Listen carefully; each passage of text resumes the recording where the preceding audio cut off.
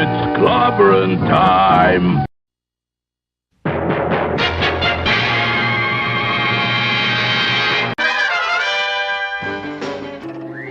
Atomic batteries to power. Turbines to speed. Roger. Ready to move out.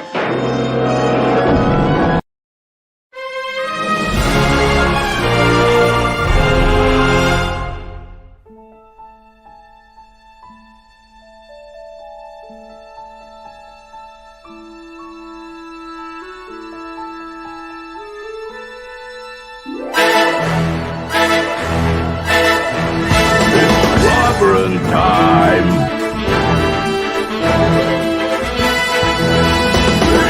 Clobberonimo!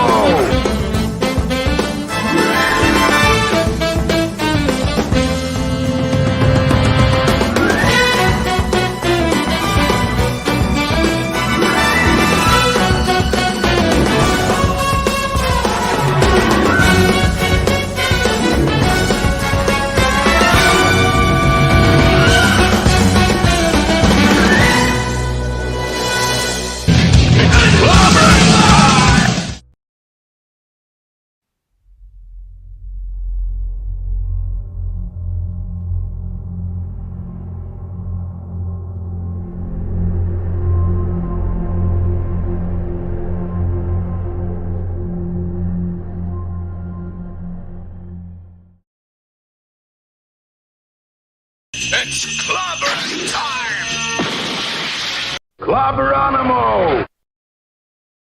Yeah, Clobberonimo. Greetings, clobberers, clobberettes, clobberoids, clobberonimos, clobberooskies, clobberarians, clobberoids, clobberologists, and anyone else who's not a clobberer. Well, the secret is to bang the rocks together, guys. Thank you all for being here for part 2 of their, well, the B Monday of every month is a double feature. I'm always on twice on Monday nights. The second Monday night, I should say.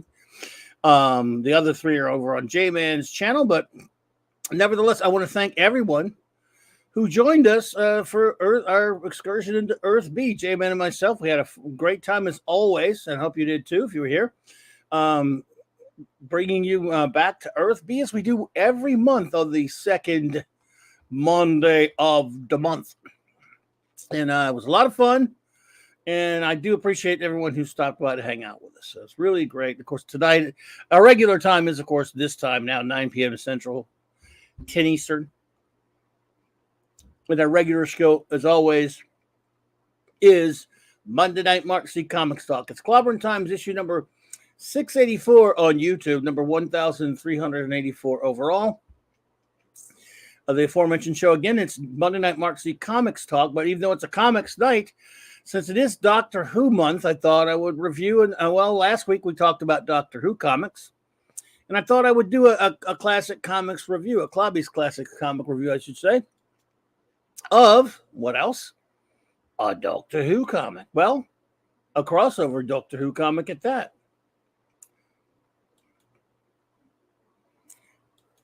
And I will do so once we get situated to get started. But yeah, I may as well start out with the show notes and then do the shout outs, and yeah, and we'll take our time. We'll just I guess we have a lot of ground to cover. So we'll do it quickly, I guess. Tomorrow night, as I am all Tuesday nights, I will be over on on 6 p.m. Central, 7 Eastern. I'll be over there on the great Tom Connor's channel, Midnight's Edge After Dark. And then I will be over there on my good buddy 32 Flavors of Nick Weiser's channel for his wonderful Toxic Tuesday show that he does every week. I'm always honored to be asked on there. We'll be talking about the classic film. I think it's a classic anyway. It is to me. Live and Let Die, Roger Moore's first excursion into the James Bond role. And so that'll be fun. Wednesday, of course, will be 7 o'clock on Loki's channel for the Comic Book Roundtable. And then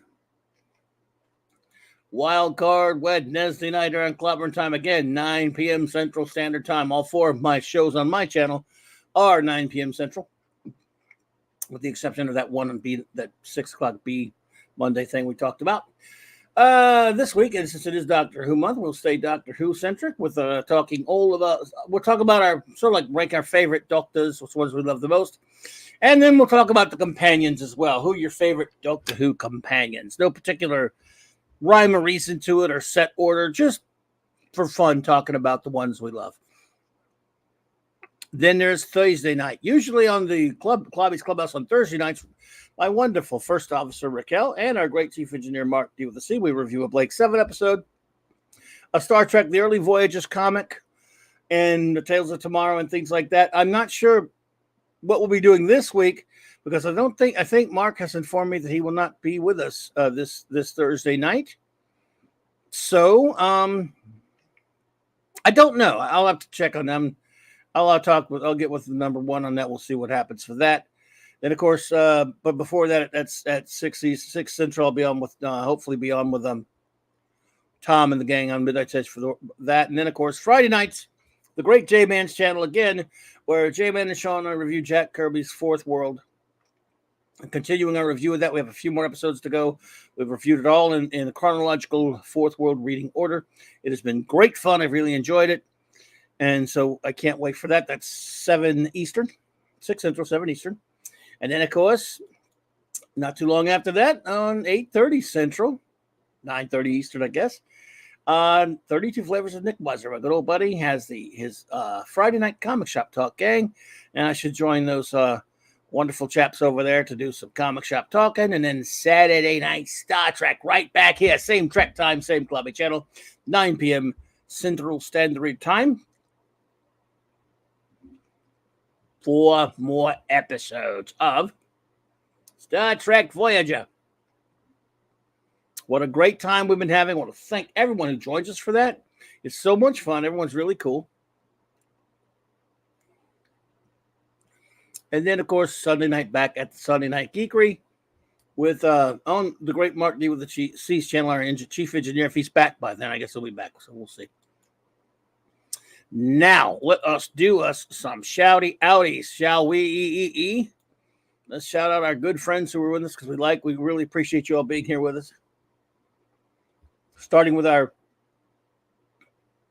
mods or our wrenches, depending upon, of course, whether they're here or not, they get the shout out. Of course, the great Eric K, the Bronze Wrencher.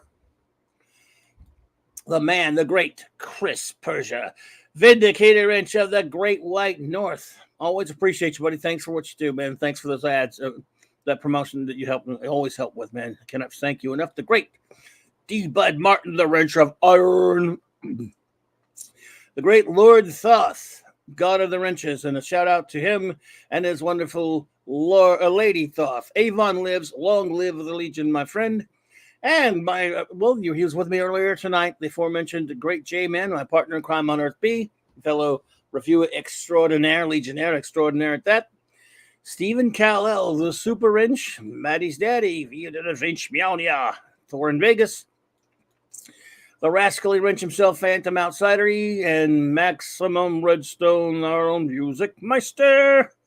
Now let's see who is with us in the chat so we can shout you all out. I'd like to get everybody shouted out. First up, we have Putin's Cat, who says, weren't you on like 1 hour ago? I was definitely on like 1 hour ago. Yes. As I've mentioned, I do 2 shows on the second Monday of every week. That's just the way it goes. So I had to drink some water there. Getting choked up. Let's see. Guagnar, what's up, bro? Good to see you again. Alejandro Flores Ibarra. Hello. I understand you're not feeling well. I hope you feel better. Please, get well soon, I hope. So, yes, indeed. If we could, hopefully we can make things better for you here. Hey, Gwag, you said FKHC 2005. I don't see him listed in the chat, but you're shouting him out. So, shout out to FKHC 2005, my buddy Fairfax. Hope you're doing well. Brian Hepburn, what's up, bud? Good to see you, sir. Dave C, hail again, buddy. Penny, hello again, Penny. It's good to see you. Lovely to see you there. Pat S, what's up, brother? It's been a dog's age, man. Pop in and say hi to us at the geekery sometime again, man. We miss you. Let's see. Larry. Clobberin. Oh, indeed, sir. Thank you. Brogo from old hometown. Good to see you, Brogue. I hope you are doing well, sir. Let's see. Doc Fortune. What's up, Doc? All right. The Thing. What's up? Clobber on, buddy. All right, the Thing.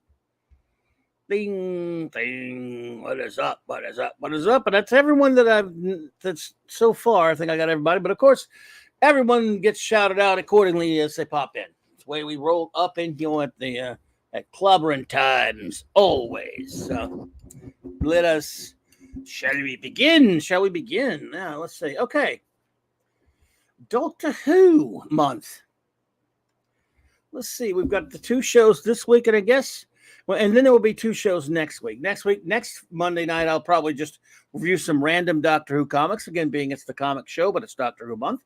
And then a week from this Wednesday, I'll count down my top 25 all-time favorite episodes of Doctor Who. Sure to be a controversial, or whatever. But tonight, I thought I would review a specific comic. This is an 8-issue comic, but we're going to get through it. We'll go through it fairly quickly, I think. It should be easy to go through. How many of you have read this comic? It's called, of course, Doctor Who, Star Trek, The Next Generation, Assimilation. It's from IDW Comics. I think it was published around, let's see, around, it looks like it's around maybe 2012. Looks about right. And I remember buying this when it first came out. Anybody else ever read this? That's true. Wagner says, never seen this comic before. Okay. And Alejandro says, yes, 60th is on our Turkey Day. Yeah, it is. 'Tis indeed. So the night before that, I'll do my countdown. So we're going to go through it. This is what we do on my Clobberin Times Classic Comics review. Is I tell you, I just basically spin through it and show you what a comic looks like and tell you what's going on in the story. It is spoilery, so if you are planning, to read the comic one day, and you still can, but I like, we basically tell everybody what happens, so you don't have to read it. Then if you want to, still you can, of course, obviously. But that's how we roll up in here with these Doctor Who, or with our reviews in general.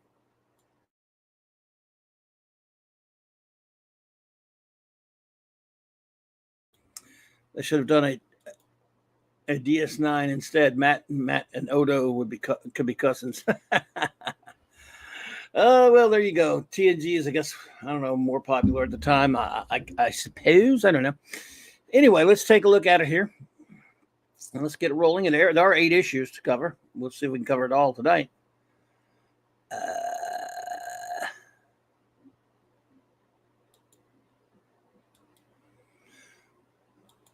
Alejandro says, oh, you read it? You read it, Chris? Okay. Are the Borg a ripoff of the Cybermen, in your opinion, or were they merely heavily inspired by them, do you think? Well, yeah, the Borg definitely, they popped up, of course, in like the second season of Star Trek: The Next Generation. So they may look more like cyberpunk, but I think they're heavily influenced by different things. Cybermen, even Daleks to an extent, even and then of course the Cylons stole heavily from those. But yes, I think they're influenced by the Cybermen. And other things, and other types of concepts for sure. Yeah, I do believe that there's some definite influence there for those characters. It's inevitable, So it's an inevitable conclusion, I think. But what do I know? So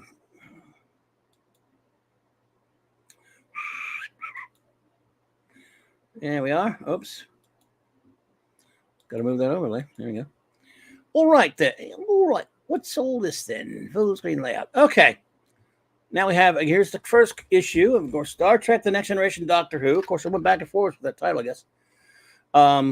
Look at the Doctor and Amy and Roy on the cover. This takes, now for Doctor Who, of course, this takes place somewhere out in, after this Matt Smith's second season, obviously, because Amy and Roy are married. I don't know if I'm sure you all know Doctor Who. I don't know how well you all know TNG or not. And TNG definitely a few years after The Best of Both Worlds. It just makes sense, right? Okay. So here you have IDW's Star Trek The Next Generation Doctor Who crossover. Assimilation, written by Scott and David Tipton with Tony Lee. Art by J.K. Woodward, who was a gentleman I met at a con one time. Nice fellow. And right off the bat, if you look at this art, now, again, some may like it, some may not. I'll say up front about the art, and I think he's a good artist. He's definitely sort of I'm not going to say he's inspired by Alex Ross, because I don't know, but I kind of think that he is. It's a painted art style. Sometimes it works. Sometimes it's not. You can tell he's using photos of the characters from the shows, which is okay. Yeah, it's fine. Is the art spectacular? At times it works, but I think it at least doesn't impede the story. This is almost like reading an illustrated story. It's not so much sequential art that a comics cartoonist would do. Again, I'm not insulting him. He's a nice guy, and it's fine. It works for this kind of story since it is based on 2 television shows. I think there are times when it does seem a bit rushed. Again, I'm not insulting him at all. We probably find that to be insulting. I wouldn't mean it to be, though. For sure. But for me anyway, and again, you have to make that individual decision yourself. Is it good enough for not to bother you, and you could get along and you could enjoy the story? I can, and I find the story to be fairly interesting. Starts off, of course, on the planet Delta 4. We know Delta. Their oath of celibacy is definitely on record, Captain. United Federations of Planets, Stardate 45635.2 hike. There you see the Deltans from Ilea's race, of course.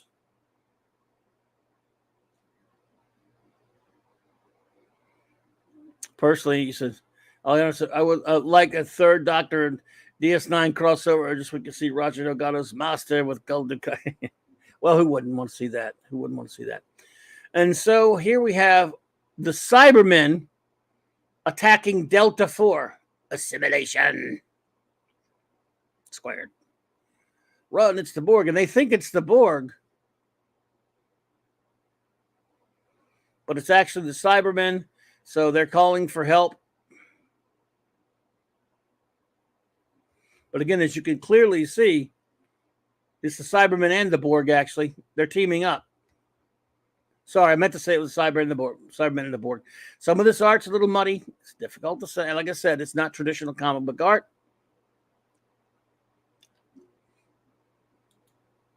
But what's made up for it is the writing is pretty good. I think the writing for them. Hello there. What's it? The writing is pretty good because these guys have written a lot of Trek, and they definitely. I like it when they adapt these things. It seems if they understand both shows pretty well. Yes, that's true, Gwag. These are the same people that did the City on Forever teleplay miniseries. That's right. And Putin's Cat, yes, they're Deltans.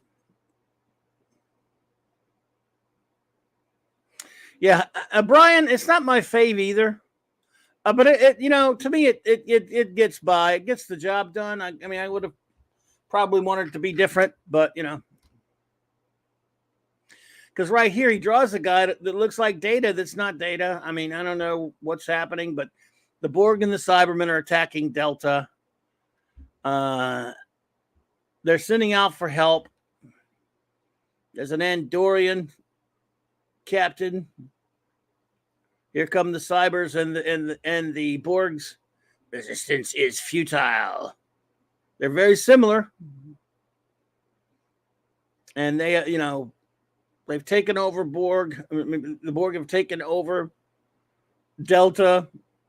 A lot of ships, Federation starships, are launched to go after it. But then we cut to Earth, ancient Egypt. I can't look, says Amy. Amelia Pond, the girl who waited. The Doctor, wanderer and time traveler, madman with a box. So this story opens up for the Doctor.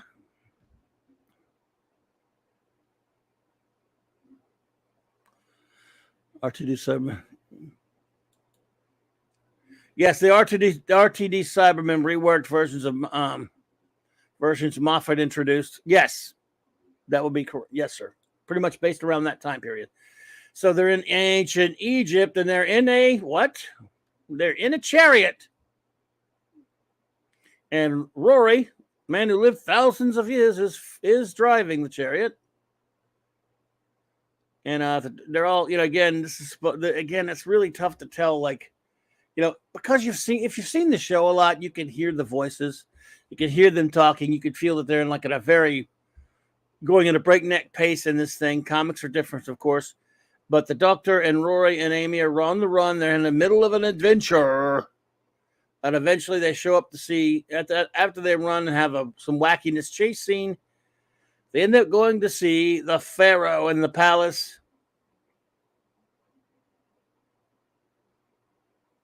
The Doctor breaks in.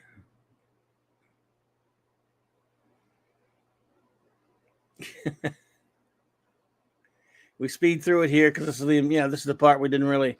It was filler. Issue 1's filler. It's the Doctor dealing with the Pharaoh. The guy working for the Pharaoh is not all happy with the Doctor, but the Doctor knows who he is. He's a bloody alien, isn't he? Why? Yep. This alien is working for the Pharaoh. The Pharaoh doesn't know it. The Pharaoh gets saved by the Doctor. But later in the TARDIS, after all that, I think we need to go somewhere cool and foggy. Foggy is good for the pause. Earth foggy or far off planet where we'll undoubtedly be drawn into trouble foggy. By the way, Doctor, here's your glowing green thing back. He hands this glowing green thing to the Doctor, and he has these flash images of the Cybermen and the Borg. Then the TARDIS goes nutty. Hang on, we're almost there. And what happens? The TARDIS materializes in where? San Francisco. Somehow Amy and Roy are already dressed up for the occasion. Of course, it's a little chilly. This is San Francisco, California. As my friend Mr. Clemens once said, the coldest winter I ever spent was a summer in San Francisco, 1941, just because the United States is 1941, he thinks. So they're walking around San Francisco.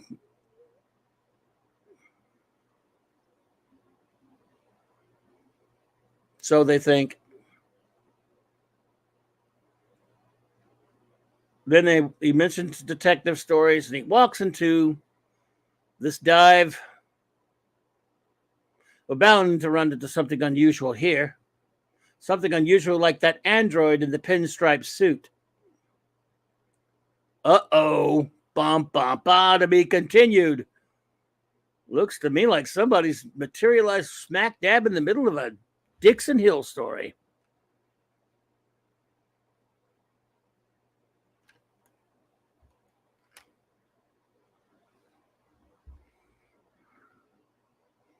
Ba, ba, ba.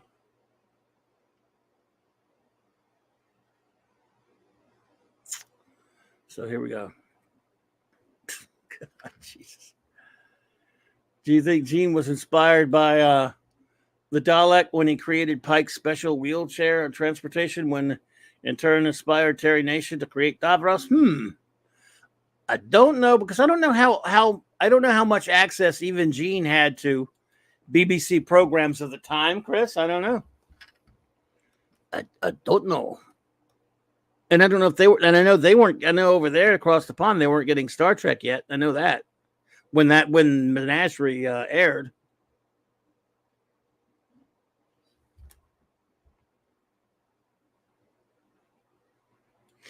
Yeah, Gwag, I think so. Yeah, this artist is better. Better on this. on that. I think he did a much better job. There, it is kind of wonky here. Some panels he does okay, I think, and other ones, yeah. So, yeah, no, Menagerie was 1966, but I mean, I just don't know. They definitely didn't have Trek over there yet. I don't know if Gene Roddenberry had heard of Doctor Who at that point at such an early time. Couldn't tell you.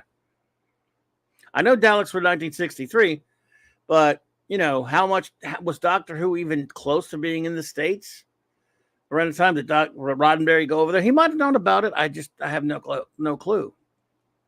I know it wasn't aired here, wasn't being shown here. So whether Gene Roddenberry had heard of Doctor Who at that point in 64 when he was working on The Cage, and then later in 65 when he's working on things like Menagerie, and 66 when it airs finally, and I don't know. Anything's possible, Larry. I just don't know. No way to tell. It's not chronicled.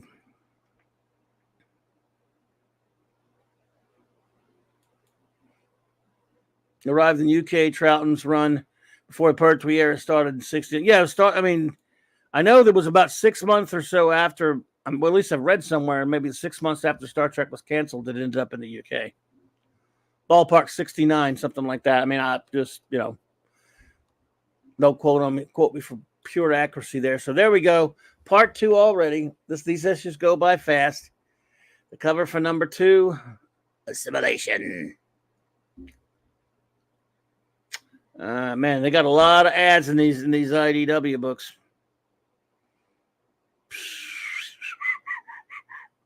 Yeah. So on to number 2. Bop, bop, bop. Star Trek, The Next Generation, Doctor Who. Issue number 2. There's the alternate cover with Dixon Hill.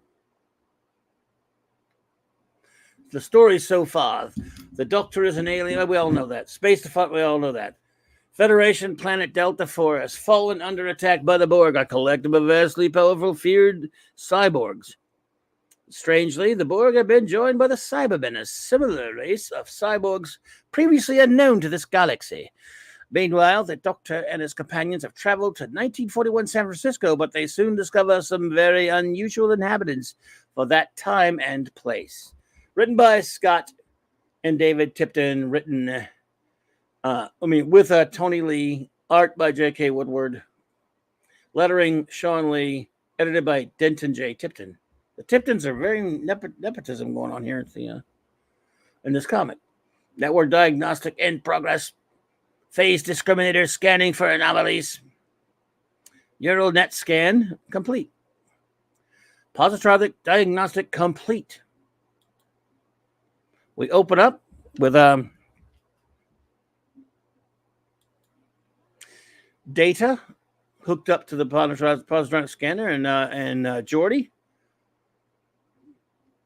talking about it's basically talking to. It's interesting. The conversation is very Trek. It's a very TNG type of conversation. He's asking him if Data's ever considered upgrading his parts and stuff like that, and Data's saying that he's considered it, but if he did, he would just keep living forever and ever, and he's wondering if he should do something like that. In the meantime, Picard and Riker and the Enterprise crew have a mission. They have to go to this planet. What's it called? Yeah. Niva, whatever. Anyway, they're going to this water planet where there's a Federation a Starfleet operation there that's a mining operation. They've made friends with the natives, have a friendly agreement with these aquatic beings, but all is, they don't really care for much company, but they made a deal with Starfleet to mine for all kinds of different types of materials.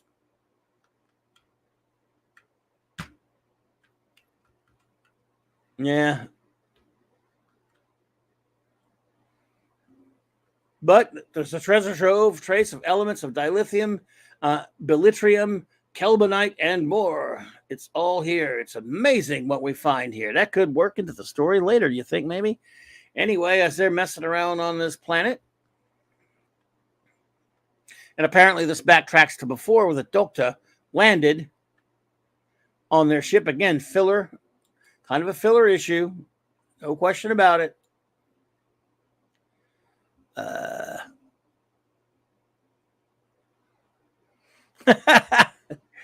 Riker looks freaky with that smile. Yeah, I guess he does. So, here we go. Basically, they're on this planet. They're looking around the mining facility. They all kind of, and just so happens, cracking it. A big one of the containers explodes. There's water everywhere. People are drowning and dying. And it's a big catastrophe. And Data is pulling Riker out of the water. Big problems. The medical units teams go down there, and it's not good. Eight dead, 22 injured. It's not good at all.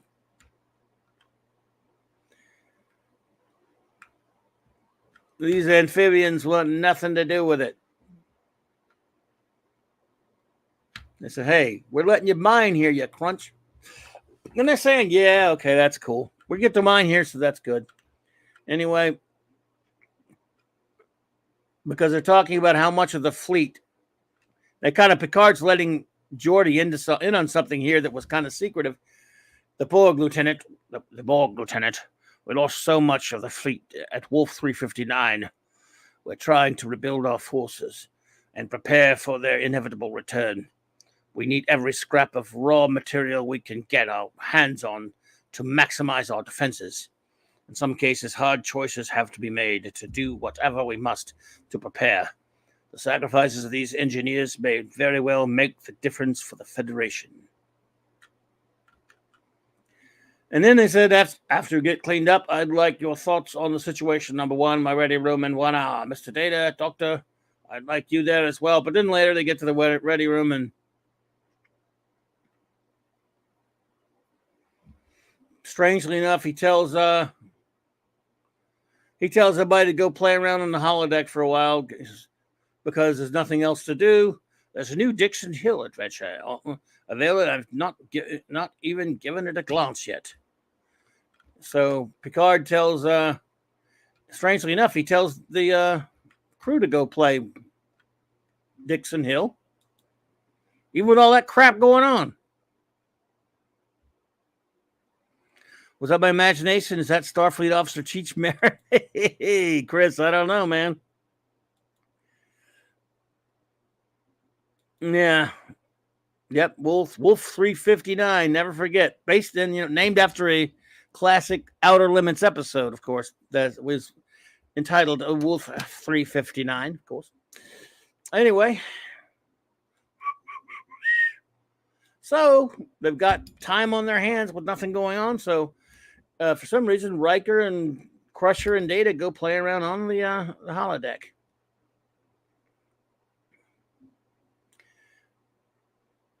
So they're going to go eat on the holodeck. I guess you can eat on the holodeck, right? I guess so. They always do. So what am I saying? You hear that? Now they're hearing this noise. That they're hearing the TARDIS is dematerializing. Sounds like all the bugs aren't quite worked out of the upgrade yet. Remind me to mention it to Geordi. So they go inside to the bar. And look who comes in. Hello, an android, a positively splendid android. What do you have in here? Positronic brain? Those can be tricky to untangle. Next, need lots of artificial synapse jumping. Looks like you've got it running very smoothly. Curious. Doctor, you're being rude. Top-notch workmanship. I have to say, did you build him yourself? Please let go of my head. So Data and the Doctor, that could be funny. So much for the upgrade. Looks like the simulation is malfunctioning. It's recognized Data as not being the proper historical period.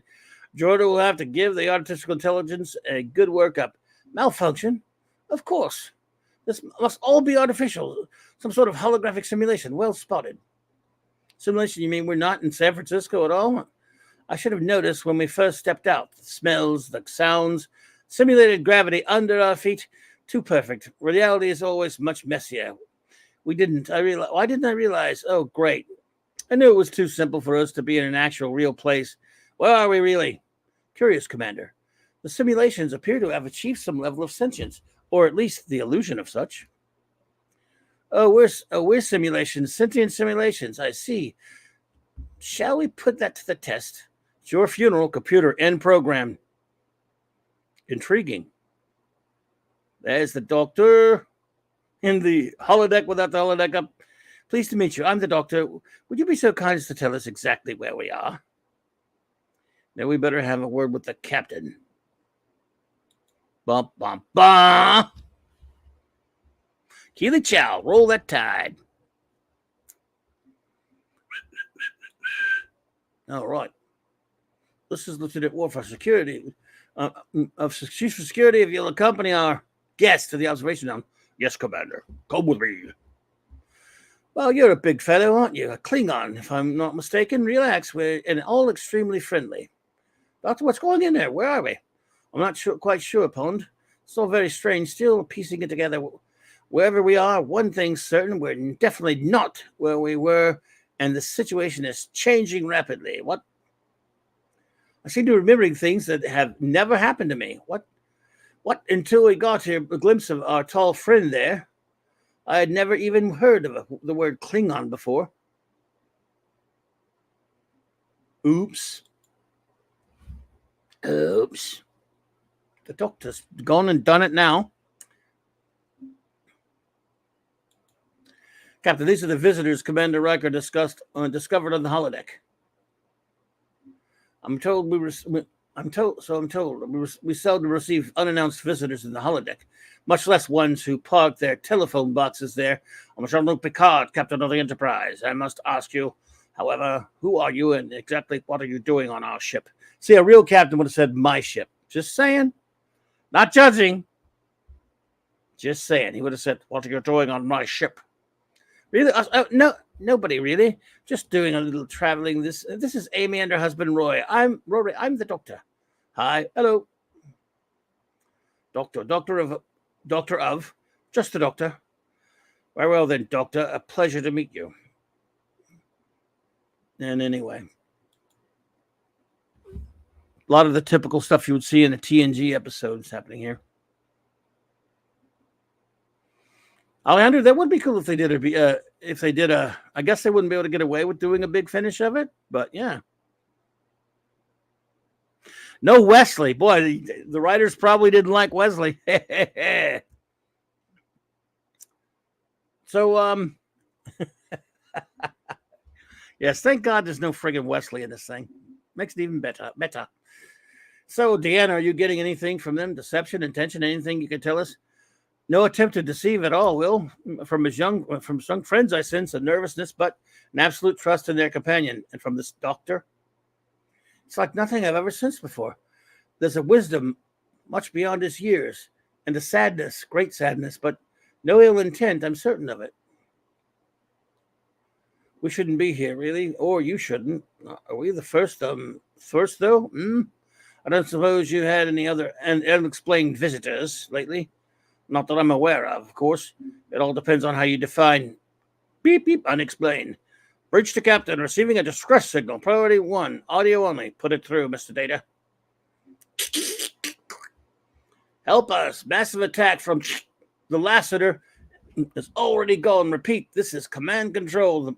Requesting control on Delta 4 is requesting the Delta homeworld is densely populated and has no real strategic value, but what could this be about? I don't know, number 1. Mr. Data. Best speed to Delta 4. Warp 9 will take us there in approximately 37 minutes, Captain. Make it so, Mr. Data. Is this your doing, Doctor? Your arrival is conveniently timed, after all. Me? I've never even heard of Delta 4, which, considering the fact that I know every planet in every star system, is just a tiny bit disconcerting. For conveniently timed, this could be my middle name. Lieutenant Worf, keep an eye on our guest until we arrive at Delta 4. Decent shot of the ship. She does the ships pretty well. I'm going to give this to J.K. J.K. Woodward. Good night, Penny.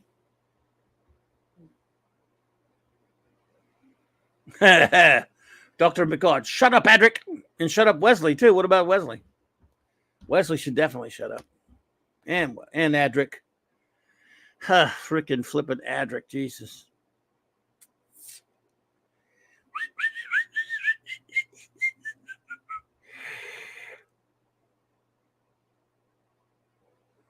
So the doctor comes on to the bridge and fiddles with things and aggravates Worf. And then they see the ships, Cybermen ships and the Borg. Bum, bum, bum. We shouldn't be here, Captain. I believe you're right. To be continued. Already at past issue number 3. Past issue number 2, I should say. Number 3 is next, and we're going to speed through these bitches. Or maybe we'll do 4, then just be continued next week. Maybe that. But look at number 3, baby cakes. How you like them apples? The best of the best, because you got the original series and the 4th Doctor. Now, interestingly enough, one of these segments is not the same here. You got an interesting cover by Woodward.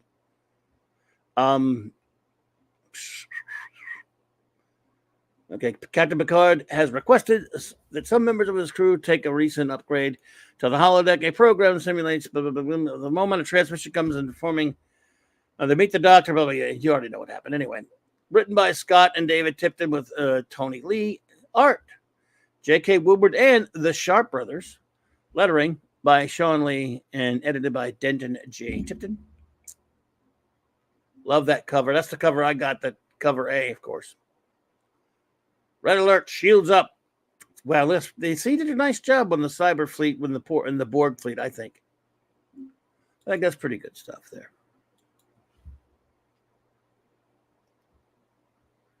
Yeah. Cool stuff.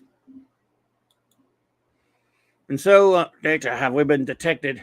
Affirmative, Captain. They're moving to intercept. We are being hailed, Captain. On screen, Mr. Wolf. You have no means of stopping us. We are under attack from multiple ships, Captain. Shields already down at 75%. We can't fight that entire fleet. Agreed, number 1, data. Get us out of here now. Best speed. Already working on it, Captain. So the Enterprise takes off. Who is that with the Borg? We've never seen them before. Those are the Cybermen. Very bad as your Borg, if not worse. You know them, Doctor. I know them all too well, unfortunately. For the moment, I recommend getting as far away as possible until we can work out what their plan is. No argument here. It's not like the Borg to cooperate with anyone. Are they allies? Who was that in the middle of the chair? Probably the cyber controller, one of the cyber leaders, only fitted somehow with your Borg technology. You do know them. What more can you tell us? Captain, the pursuing ships are gaining on us. They will intercept us approximately 17 minutes. Data, buy us some time. Find us some cover, an asteroid field, a gas giant, or a nebula. Anything that could confuse their sensors and discourage pursuit. The Pertes nebula is setting course. So they go to find a nebula, basically, damn it. Brop. Won't take them long to find us, they're talking about. Which brings us to you, or our mysterious friend. Someone who claims no knowledge of the situation. You certainly find yourself in the thick of it. Captain, I realize how this must look to you. You have my word that I have no idea how I came to be here, or what the Cybermen are up to. But trust me, when I say that my being here right now, knowing what I know about them, is only going to help you. That's what I do. All I ever do. I try to help. Well, then I want to know more about these Cybermen, ruthless, unrelenting, and devoted to survival through conquest. With emotions stripped away as cavalierly as they've torn the flesh from their bodies. So they are also a mixture of organic life and mechanics. Do they assimilate other species as the Borg do? The Cybermen replace their organs with mechanical parts and seek to do the same to others. They call it cyber conversion. There's no reasoning with them. They will seek either our destruction or our forced conversion. Nothing else will satisfy them. Data, do we have any record of these Cybermen? Very little, Captain. I am scanning the historical database for any incidents with beings that match the Doctor's description. The visuals from the transmission. That's it. That's it, Data. What's this log entry from? The log is from the Enterprise. The Enterprise. The original Constitution class registry number NCC 1701, commanded by James T. Kirk. While visiting an archaeological site, a small group from the Enterprise encountered some beings referred to in the logs as Cybermen. Whoa. Are you all right? I'm honestly not sure. The doctor starts having a strange, crazy memory, and all of a sudden we're seeing a Galileo's shuttlecraft, and we're seeing different art. There's Kirk and McCoy. And now we have different comic book art because now we're in the next generation time. I mean, the original series time, not next generation time. Hey, could not be reached for further comment. Good to see you. Captain's log stardate 3368.5. Hike. Stop doing that. Mr. Spock, Dr. McCoy, and Commander Scott are accompanying me to Aprila 3, site of a long-abandoned relay station, apparently built by an alien civilization centuries ago. A Federation archaeology team has been stationed here for several months, attempting to glean any knowledge from the mysterious and unworkable technology, but has failed to make its last 3 scheduled reports. Subspace communication has gone unanswered. It's most likely a simple communications breakdown, but best to be certain the planet's unique radiation also prevents the use of the transporter, necessitating a visit via shuttlecraft. Looking clear for landing, Captain. Take us down, Scotty. Aye, sir. Seems quiet enough. Yes, it does. Hello there. So they're greeted by this guy. And it turns out that, it's all hunky-dory. Yeah, it's just kind of it's just a communications problem. Everybody's fine. Thoughts, Captain? On your toes, Mr. Scott. Again, they go inside and everything seems okay. The people at the facility seem working. Everything's good. Everything's in order. Things are great. Just a routine problem. No concerns, Professor Whitmore. Sorry to have bothered you. None at all, Captain. Thank you for checking in. Scott, are you convinced? Not one bit, Captain. Me neither. So as they go out, they wait till it gets dark. Why are we doing this again, says McCoy. Come on, Bones. You saw those people in there. Did that seem normal to you? They were practically zombies. You must admit, Doctor, said Spock. By human standards, the research team seemed remarkably placid and unemotional. Exactly. I'm not buying it. What do you say, Scotty? Any chance you can get us past that lock? I've not seen anything like it, son, but that's never stopped me before. Scotty, time is of the essence. Aye, son, I'm trying. Hello. Can I be of assistance? Who are you? I'm the doctor. Having trouble with the door? You're with the research team? I've only just arrived. I'm certain I could help you out there, if you'll permit me. I'm having no luck with it, Captain, so if he's got a solution, I'm all for it. This should do the trick. Is that the key? Something like that. Now, would you like a jelly baby? Fascinating. Gelatin confectionery dusted with starch and molded into the shape of a small child. You'll have to forgive our unannounced return to your facility, Doctor, but when we were here earlier today, something didn't seem quite right. Really? Do tell.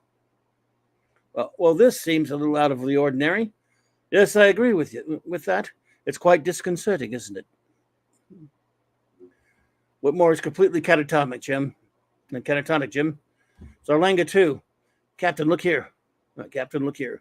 All the members of the research team appear to be wearing these devices in their ears. No earpiece here, Captain. This is all news to me. These devices are somehow blocking all sensory input to the brain. Without any input coming in, these poor people are just shut down. Just shut down. Can you remove them? Looks that way. I don't see any permanent grafts in place. Do it. Looks like he's coming out of it. Good Spock. Scotty, wake the rest of these people and let's get them out of here before whoever did this makes an appearance. Boom, here comes the Cyberman. Bum, bum, bum. I don't know what the exact brand of Jelly Babies. I guess they have multiple we have a store in town that sells Jelly Babies. I want to go get me some. I love Jelly Babies. Would you like a Jelly Baby? Yes, you're not fit to call it a Jelly Baby. Mark, Lord Seth, hello there. Welcome. So Kirk sees this Cyberman. Spoke too soon. And I love that it's the Tom Baker Cyberman from Revenge of the Cybermen. And of course, or you could say the Patrick Troughton and Tom Baker ones too, Cybermen, get the people out of here. Cybermen. Cyber who? You must not be allowed to interfere. You heard the man. Get the research team to the shuttle. Then cracks Kirk's phaser. Stop them. Kirk's struggling with a Cyberman. Let's go, damn it. You want these ungodly things jammed back in your ears? Prepare to fire, Mr. Scott. You will not be allowed to interfere. Set your phaser to maximum power, Commander. Aye. Kirk's trying to fight him with his fist. He knows that's not a good idea. Humans cannot harm us, so he throws Kirk's ass. I don't suppose you happen to have any gold on your person, do you? What? I've run into these fellows before. The cover that flips open is gold. What have you got in mind? Can you distract him for a moment? Distract him? Sure. Kirk kicks one and jumps a full kick into the guy. Cyberman and the doctor throws gold at him. Captain, get down. And then Spock fires at him. You see the gold flake interferes with their respiratory system. Respiratory system? You mean those things actually breathe? The other two are down, Captain. All the researchers are safe. Search the facility. I don't want any more surprises. Later, no sign of any more of these things, and there looks to be no damage to the facility. None that we can ascertain. Just fortunate for us, you arrived when you did, Captain. I don't believe in being lucky twice, Professor Whitmore. We'll be arranging for a permanent garrison of security personnel here just in case you have any more unexpected visitors. Speaking of unexpected, where's your doctor? If he hadn't come along when he did, we might never have gotten in here. Our doctor, who thought so, blah, blah, blah. And you've had no luck figuring out things out, blah, blah, blah. So basically the doctor ran off. Well, that was unexpected. So our doctor in the future.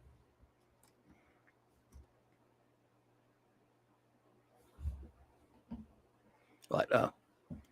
Yeah, exactly, Alejandro.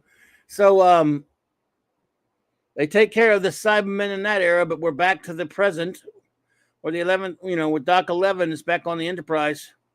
Doc, what happened? You require medical assistance? No, I'll be fine.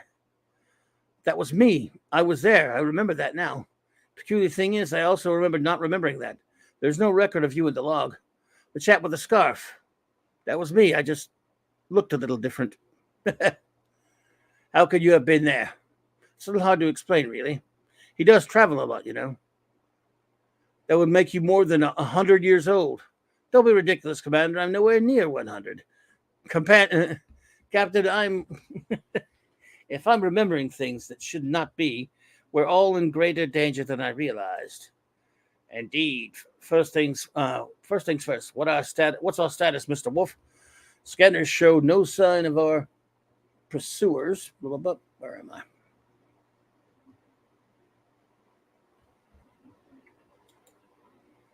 Perhaps they gave up.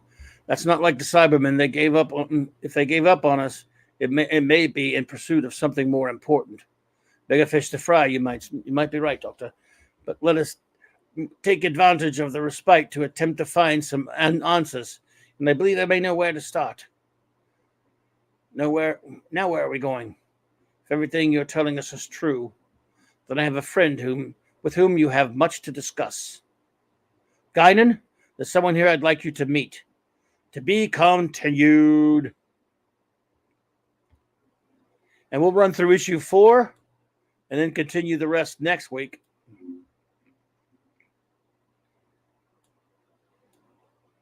And since there are 8 issues total. Star Trek, the Doctor Who, the Next Generation. Doctor Who, the Generation Next. The Next Generation Doctor, the Doctor Next. So we all know what's been happening. After narrowly escaping a combined Borg Cyberman fleet, the Enterprise has found cover in the nebula. The Doctor has shared his knowledge of the Cybermen with Captain Picard, who now seeks the counsel of trusted friend, the mysterious Guinan. Ba, ba, ba. Welcome to 10-4, Doctor. I'm Guinan. Funny you look younger than I expected. Ah, do I? Lovely. Always good to hear. Come, let's sit down. Amy, Rory, please join us. Join us, please. You too, Captain. You're as much a part of this as he is. Now let's talk. Tell me, Doctor, I assume that your TARDIS parked down below in the holodeck is more than merely a space-faring vessel, isn't it? Ow, what was that for? You're being rude. Answer her. I must admit you have me at a bit of a loss, and that doesn't happen very often. You seem very familiar to me, Guinan. Have we met before? No? Yes? You see, that's what concerns me. I have a feeling that we know each other, but that we shouldn't. Ah, I know exactly that feeling, and that's how you know the TARDIS. Yes. Just as you've been aware of things you shouldn't have, if I'm not mistaken. You've been feeling out of sorts since we got here. True. True enough, Pond. I'm beginning to figure out what's going on with that, though I don't like it. I don't understand. Why do you know these things? The Doctor and I have the ability to sense things outside of the normal flow of time, Captain. And when that flow is disturbed, we're both affected. You don't belong here. You shouldn't even be here. I know. I thought the Borg were as bad as it gets. Now we have them joining up with these Cybermen. Somehow they have altered the past in order to make this new future where they could join forces with the Borg. Yes, I thought I stopped the Cybermen in the past, but the help of your predecessor, Captain, but clearly I was not entirely successful. The Cybermen have brought two universes together in order to create this alliance with the Borg. What do they want? Why do all this? They want complete dominion, Rory. They want to control everything, and they want us all either eliminated or made like them. The Cybermen were a nightmare already, but with the addition of the Borg technology and resources, Armageddon on a galactic scale. Guinan, can you do anything about this? Is it within your power? No, I don't think so. What about you? Well, of course I can. We have to stop them, Captain. Bridge to Captain. Go ahead, number one. You better get up here, Captain. The situation has changed. We're on our way, Commander. Let's get cracking. No time to waste. Come along. I'd ask you who he is, if he is who he says he is, but he's never really told us who he is. Understandable. That's his nature. He reminds me of you in that way. I'll take that as a compliment. More important, is he a threat to the Enterprise? You can trust him. We're going to need his help, Captain. Our fear had been that the combined Borg Cyberman fleet was heading to Earth. And that's no longer the case? It appears not. While the initial flight path did look to be directed toward our Earth system, the fleet has now abruptly changed course, taking us nearly opposite. Taking on nearly opposite heading. Opposite, but why? Insufficient information to make a supposition at this time, Captain. The Cybermen and Borg vessels communicate via some sort of encrypted subspeak wavelength. Blah, blah, blah. Long-range scans indicate that this planet, Kojin 5, was in the midst of being assimilated when the fleet suddenly reversed its course. Have a record of words for the Kojins? Negative. All hails remain unanswered. Very well. Obviously, we can't operate without further information. To set course to code, blah, blah, blah. Set a course for that planet. Aye, sir. Captain would like to accompany your way team down there. We would? Hush, Roy. It's imperative that I see for myself what's happening, and I'm the only one here who has any experience with the Cybermen. Are you certain, Doctor? We don't know what we'll be heading into. I guarantee your companions, and I can't guarantee your companions' safety. That's all right, Captain. We can guarantee the safety of yours. Just so, Pond. Any objections, number one? I'm not thrilled with bringing civilians along, Captain, but we may need his insights. Agreed, reluctantly. The transporter beam. Oh, my God. Roy doesn't want to transport. Huh.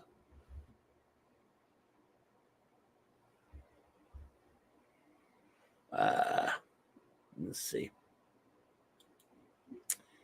So did this ship land on the planet, or are we taking a ferry down? Not exactly. Energize. Marvelous. Whoa. That was cool. Hey, Doctor, why don't you have... Watch out. Scatter. Who the devil's firing on us? Pawns, call out. Fine, Dr. Roy spotted it just in time. That's another for the list of times I've saved you. I know. You're almost level with me saving you. Targets acquired. On my mark, Lieutenant. Now they have a big shootout.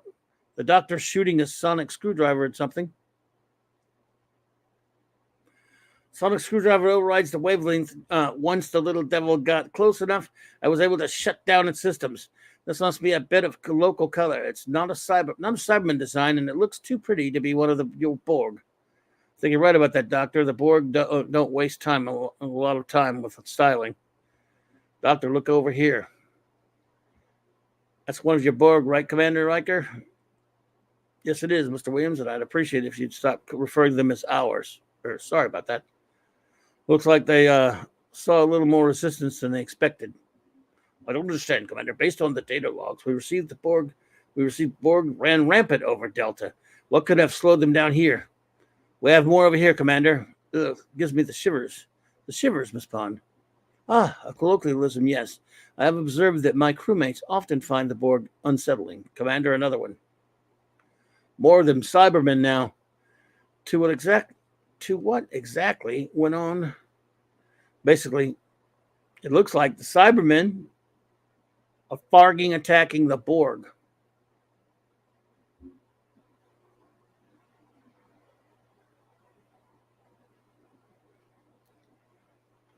And they bring a Cyberman back and a Borg back.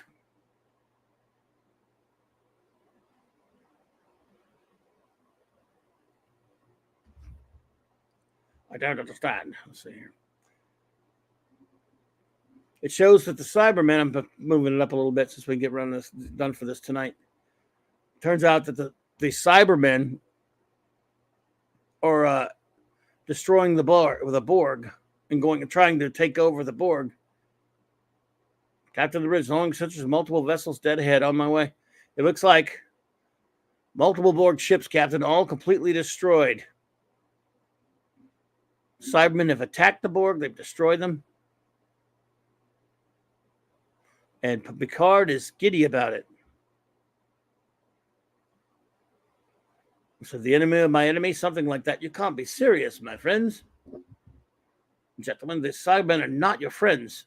You may be really right, Doctor, but yet considering all the pain and suffering the Borg have brought to the members of the Federation, not to mention the untold billions of others victims of their assimilation, I can't help but think good riddance. Captain, we're being hailed. It's a subspace communication for the Borg. It's one of the surviving ships. Put them through, Lieutenant. We are the Borg. We seek a truce with you, Locutus of Borg. We offer an alliance against our common enemy. There is no Locutus. Cut them off, Worf. No response. Captain, is it Locutus? You have to listen to them. The Cybermen won't stop with the Borg homeworld. We must hear them out. As I said, Doctor, there is no Locutus, nor will there be a truce. The Borg will receive no assistance from us. To be continued. Matthew Pounder. All right. That's the first 4 issues of Star Trek The Next Generation and Doctor Who crossover. It's an 8-issue series. I'm going to continue the last 4 next week, plus some other Doctor Who comics. In the meantime, how about we look at some other Doctor Who comics? Unless, for the hell of it. Did any of you ever buy many Doctor Who comics? Because there sure were a few of them. Even though not all of them are online like this.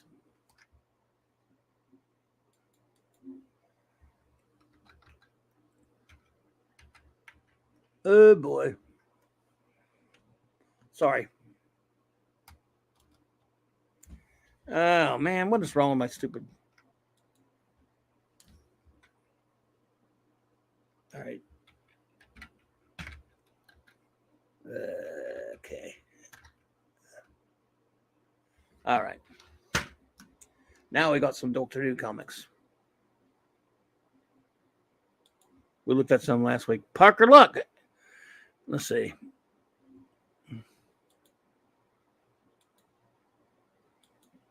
Good to see you, Parker. The second half of simulation. I have the second half of simulation, but not the part you were showing right here. Oh, okay. I got you. There are 8 issues that were in regular format. There have been trades, of course. All right, Chris Persia. Have a good one, sir. Thanks for being here, buddy.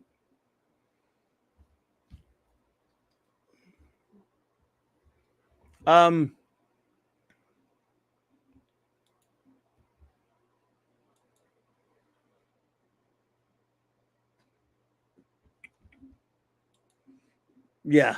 So actually, we could just do regular comics talk from now if you guys want. If you got any more, you're the other ones, Pat Mills, Alan Moore. Yeah, I just like kind of flipping through them. I love these Dave Gibbons issues. The art on them is kind of cool.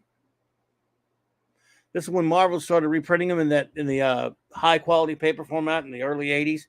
There you go. Pat Mills, Mills and Wagner, Dave Gibbons art, Des Skin, the editor, Doctor Who and the Star Beast. I love how it says Stan Lee presents Doctor. Yeah, Stan, you don't produce anything. You don't present anything.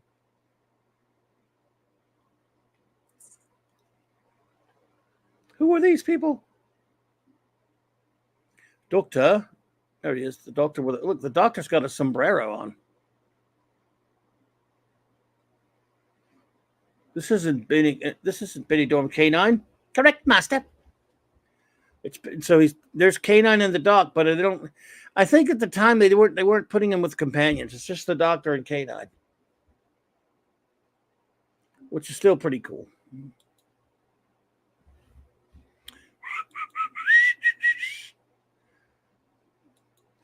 And if you got any questions about Doctor Who comics, of course, Alejandro says, were you aware of the 30th anniversary special Dimensions in Time? Yes, I am. Around the time it aired, or did you not know of its existence until years later? I heard about it back when it aired, and I remember getting a crappy copy of it at the time. It was a recorded copy that I borrowed from somebody because someone recorded it over there, and we didn't have it released officially, so I had to watch kind of a bootleg of it.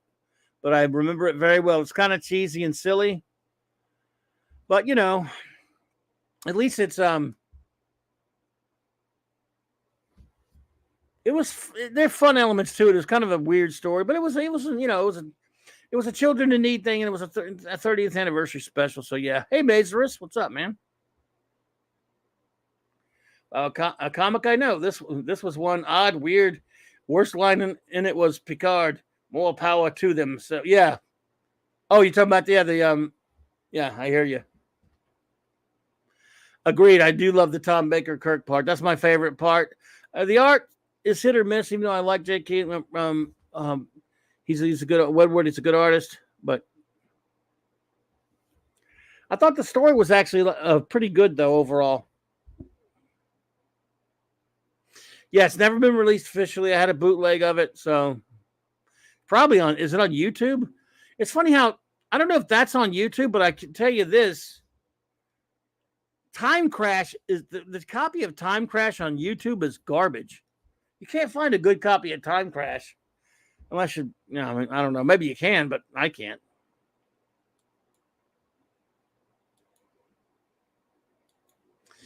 Anyway, these were fun. The Dave Gibbons Doctor Who stories.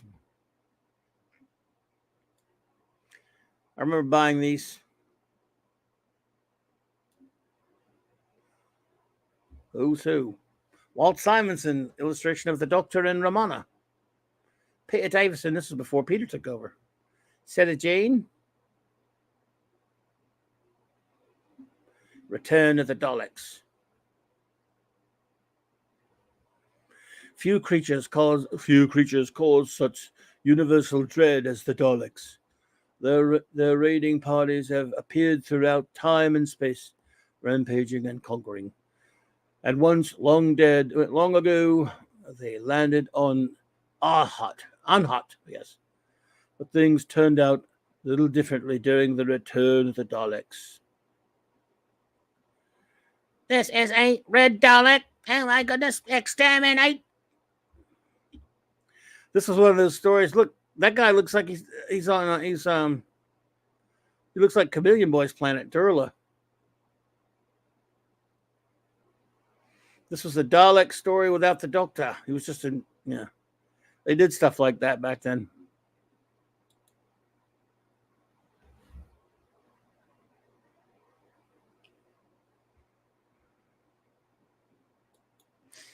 But at least we got to see the third Doctor on the screen for one last. Yeah, that's true.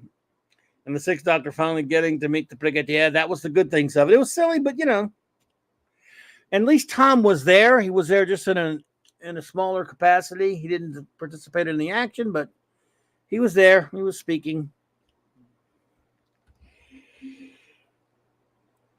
We learned a long time ago, we take what we can get as a Doctor Who fan.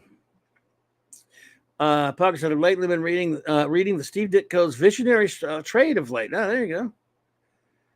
I just read today Incredible Hulk 6 from 1963, and it has great editing mistakes for sure. Yet the art is fascinating for sure. Absolutely. Well, I love Ditko. So that's a great book.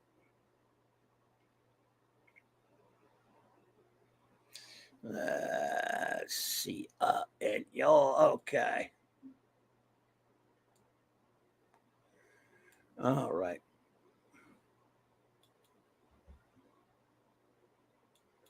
Find it. Probably more Gibbons. Yeah. Still Tom stories. Steve Parkhouse, Dave Gibbons.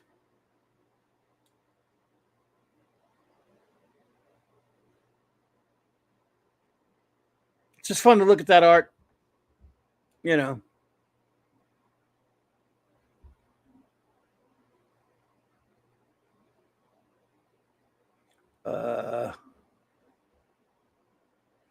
Look at this, an Alan Moore story, by the way.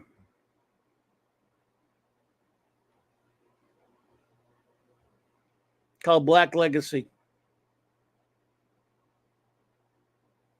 And David Lloyd. So this is the team that did V for Vendetta. And it's a Cyberman story.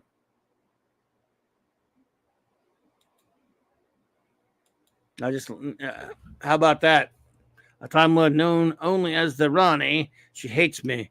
She even hates children, says the Fourth Doctor. Yes, I love the Ronnie. See, us Americaners don't know anything about the EastEnders. We've heard of them, but while we're watching that, we don't even know anything about those characters. But it's still an oddity that any Doctor Who fan appreciates to see, even if it was pretty silly, But yeah. There were several Dalek books that featured them against special space security forces. There was also Abe Slom Dak, Dalek Killer.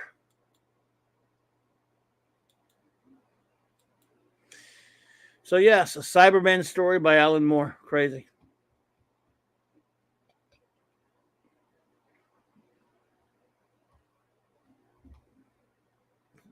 Opening credits of the book here.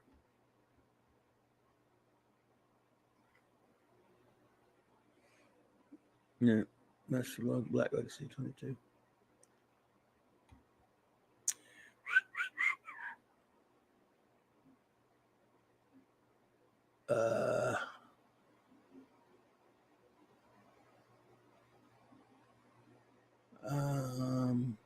Yeah.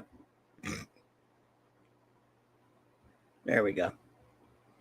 So isn't that something? The last issue right here.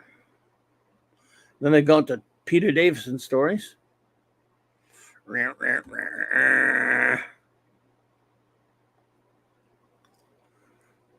Steve Parkhouse was a pretty good artist. I like Steve Parkhouse. He was pretty decent. A lot of these comics, so many of them didn't have the companions in them. Once in a while they did.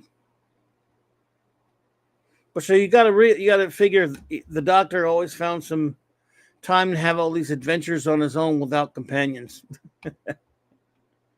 Once in a while they would have them. It was kind of, I'm not sure what the deal was with that.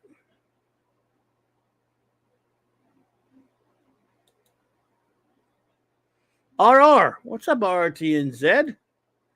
Thank you for being here. Good to see you. And thank you for your super chat. You're too kind, my friend. Says, one thing I love about your streams is they often coincide with my drive home. Oh, well, thank you.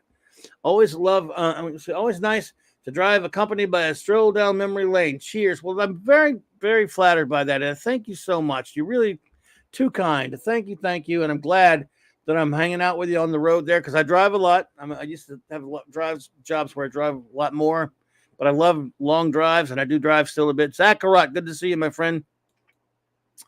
But I love listening to, cool stuff like that as well. And I'm glad that somebody likes to hear me natter on about stuff because I just love my geekness. And thank you so much for those kind words. You're too kind, my friend. Let's see. EastEnders. Oh, it was boring, Alondra. I got you. Oh, boy. Said, I think the companions weren't featured in case one or more got suddenly written out of the show. Well, some of them had, obviously Frobisher and some made up companions or some comics companions. But for example, Perry's in some of them with the Colin Baker ones. Another one, she's not. In fact, if I think about it, I think Perry's, maybe later in some of the, New Who comics that they did in the Doctor Who magazines they had. But it seems like Perry's the only one I ever remember being in any of those stories. And she was even in it with Frobisher. I love Frobisher. He's a silly dolt, but I love him.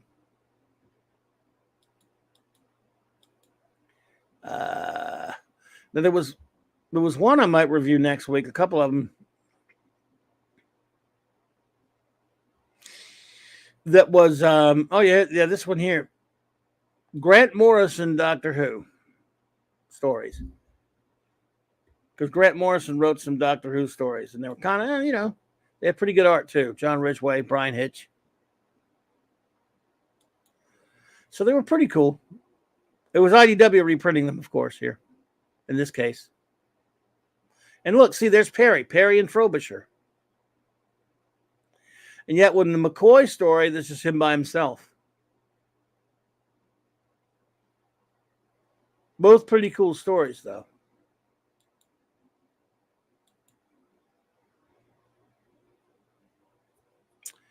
So, cool stuff there. For show.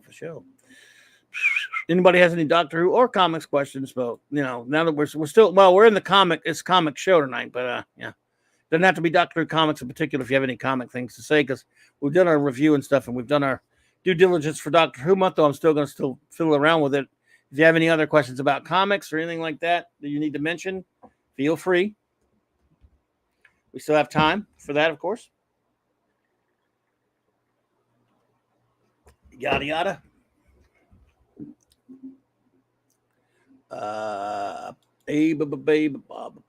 Let's see here. In the meantime, Doctor Who Classic Comics. Glad somebody put those on here. John Pertwee. These are those old comics from the early 70s, late 60s, early 70s, of course. From TV Mag. What was it? TV? It was called TV Magazine or TV Comic or something. Countdown and a couple other different magazines. TV Action. I was talking about these last week. It's kind of cool to see these.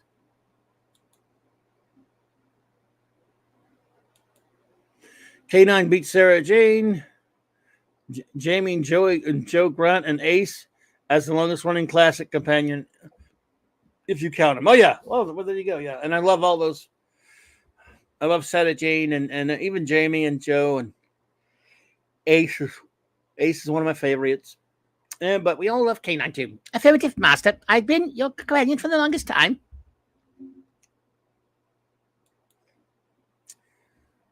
So this is pretty cool stuff. Daleks stories. They're reprinting some of those Daleks strips. Daleks were something, man. They were powerful. They were powerful, popular. Boy, oh boy.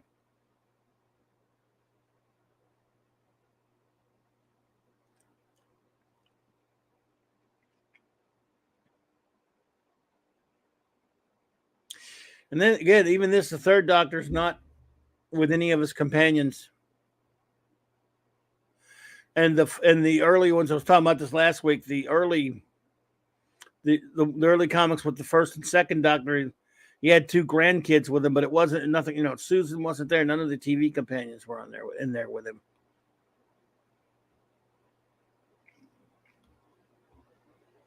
Crazy stuff there, baby.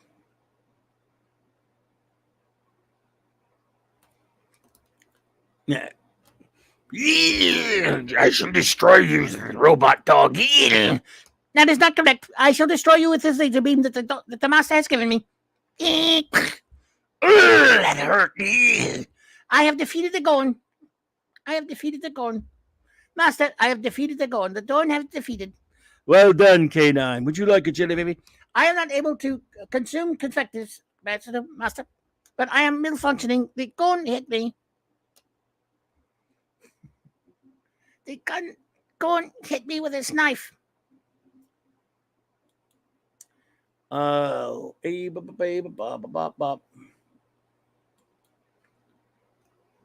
man, oh man.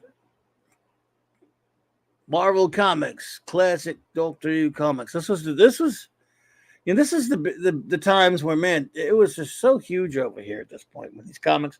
When this mag was coming out, we used to carry it.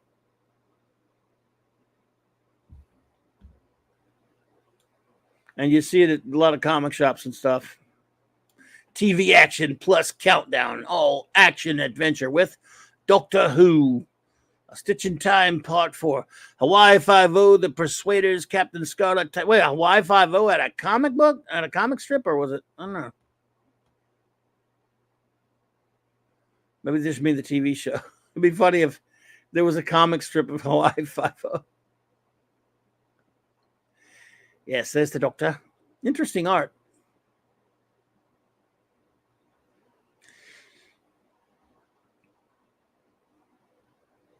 I don't know. They don't have credits, of course, that I can make out. Editor consultants. Man, that's a shame. They had no credits. They didn't credit their artists. They were like the golden age of the comics, and it's really tough to find the artists on these here. Parker Lex says, did you know that last week on the 9th was Lou Ferrigno's 72nd birthday? I did hear that. Someone mentioned that last week, actually. Forgot who. But someone did mention that, as a matter of fact. And yes, happy birthday to Lou Ferrigno.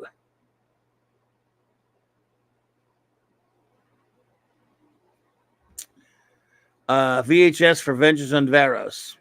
I think I have that one. I think I have that one too. There it is. Yeah, that is the VHS for Vengeance on Varos. No, I don't. I have a lot of, and that's the UK version as well. I have all my old. Pretty sure I have all my old Doctor Who VHSs.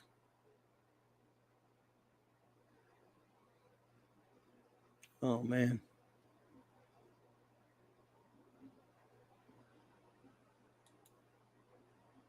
Let's see. So let's see if they have any more fun ads for VHSs. Let's see here. Doctor Who, classic comics. Game over. Wow.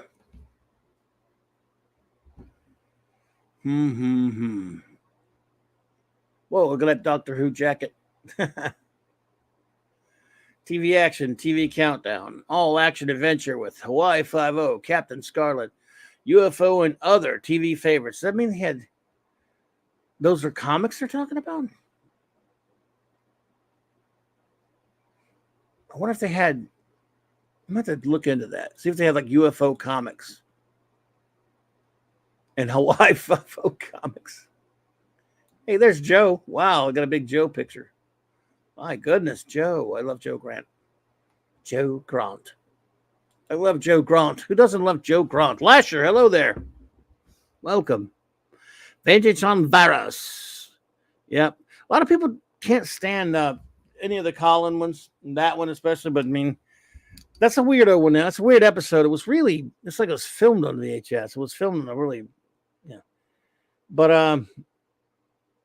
I like some of the Colin Baker stories. I really do. I know a lot of people don't like them.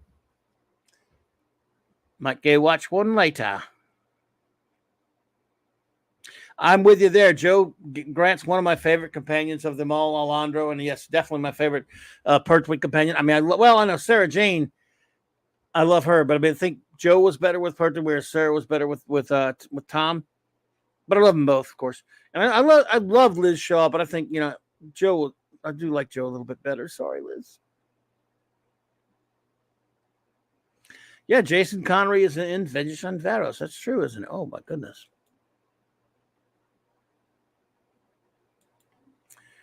Gary Halleck was the main Pertwee comic artist. Thank you, Matthew. Because they don't. I hate when they don't credit. You know me about art. Comic book art credit, and I hate when they don't credit stuff. Lasher says, I did on Thursday. Did I steal the show over there? I didn't mean to. I'll give it back. Thank you, Lasher. You're too kind. Thank you. I usually don't say much on there because, they talk some of the subject matter I don't know much about, or obviously everyone else is talking. I don't like to talk over anybody. And when I'm here by myself, shooting my stupid mouth off, it's one thing, but on my own channel. But I'm on other channels, obviously. You behave. Wow, look at this art. They look like marionettes, don't they? This looks like it's an episode of The Thunderbirds or Stingray or Captain Scarlet. The Daleks by Terry Nation and featured in the BBC TV. I bet he didn't really like these strips. I'm going to go way out on a limb. I love Terry Nation, don't get me wrong, but he may have, though. The Daleks with their flying discs.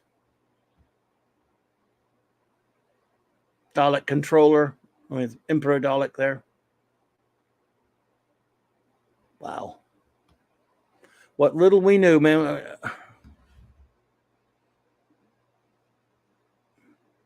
Apparently, there were the High 50 comics. Okay, yeah.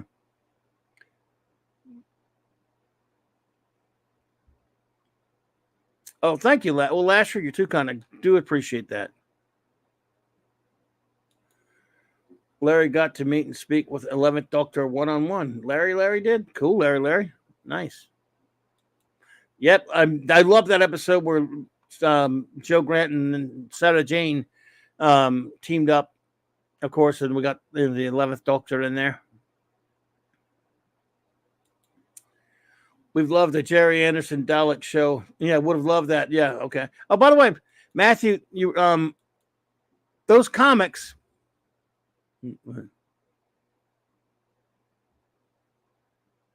What? Oh, Larry.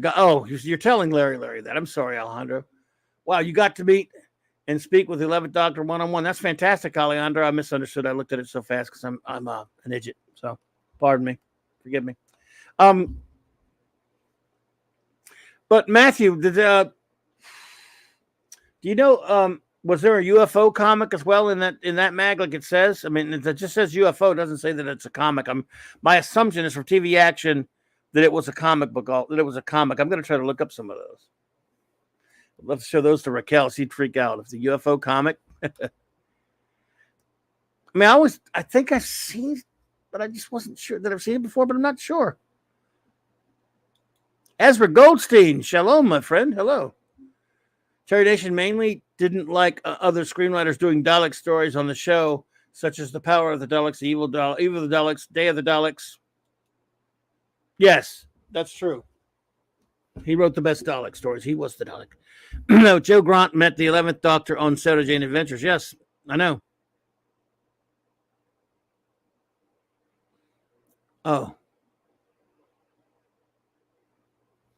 Okay, you were talking about yourself. I got you.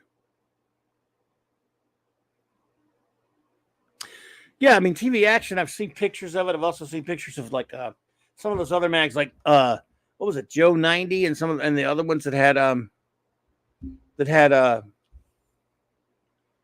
Star Trek UK Star Trek strips that look similar to these Doctor Who ones. UFO appeared in British anthologies. Okay. You've only met Tennant, Alejandro. Well, I haven't met him. I've only met Colin Baker, Peter Davison, Sylvester McCoy a couple times, Davison twice, Sylvester McCoy a couple times, Nicholas Courtney, Sophie Allred, John Leeson, John Levine. But I said Colin Baker, right? Yeah, John Nathan Turner. So those are the only ones I've met. And I haven't met anybody from the new stuff.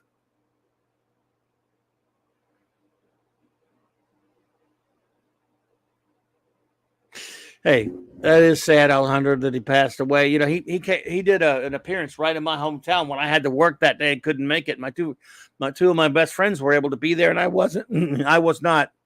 Boy, was I, and I was not happy. I was a bit put out, actually. Alejandro says Troughton died the year my parents met in 1987. You know, if you want to hear a story about that, Alejandro, in 1987, Patrick Troughton died at a con that had, it wasn't necessarily fully a Doctor Who con, but it was mostly Doctor Who guest in Columbus, Georgia. It was called Magnum Opus Con, and two of my friends went to that. They attended it, and their intention, of course, was to get to see Patrick Troughton, and of course, Anthony Ainley was also there as a guest. Not sure who else. And they were walking around that Friday when they arrived. They talk about this a lot. And they saw Patrick Troughton out in the, out there being mobbed by fans, getting, not at a, he wasn't doing a panel yet or a table. He was just walking around out in the hotel or whatever it was. And they saw him and they thought, wow, that was really cool. And they wanted to go bug him. But they said, nah, we'll get him tomorrow. We'll go to the panel and we're going to bug him like all these other nuts. And then the next day, which was Saturday, he was found in his room, passed away, unfortunately. Right. The footage of him at a panel hours before he had his heart attack is on YouTube. That's true. Yeah, I've seen that. And so the next day, yeah, they just, it was. If any other like star or of some fandom, whatever, ever passed at a con, I don't know about it.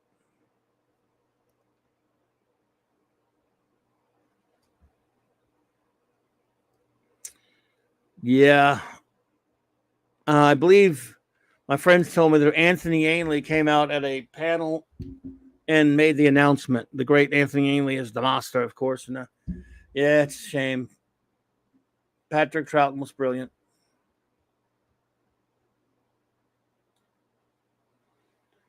Oh, wow. At least they have the master in this one here.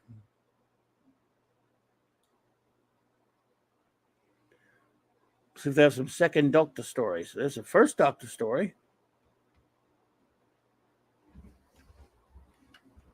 with his grandkids.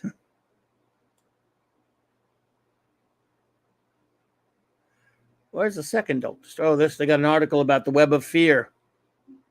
At least most of the Web of Fear has been put back together.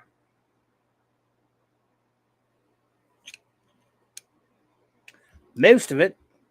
Web of Fear is great, though. At least you get to see the first Lethbridge Stewart. I believe it still was one part, or is it two parts that are animated on that?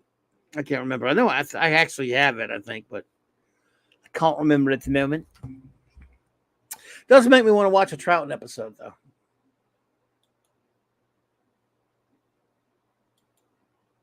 Just getting that mood for certain doctors,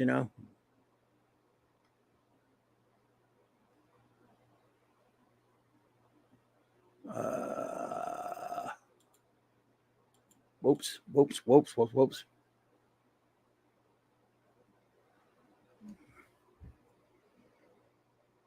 UFO comics from Countdown TV Action are currently being reprinted in hardbacks. Really?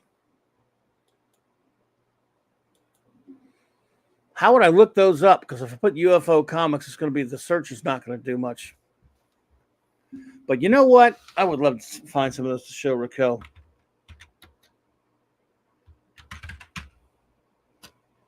It's going to be tough. Oh, maybe not. I don't know though. Yeah, maybe so. Woo.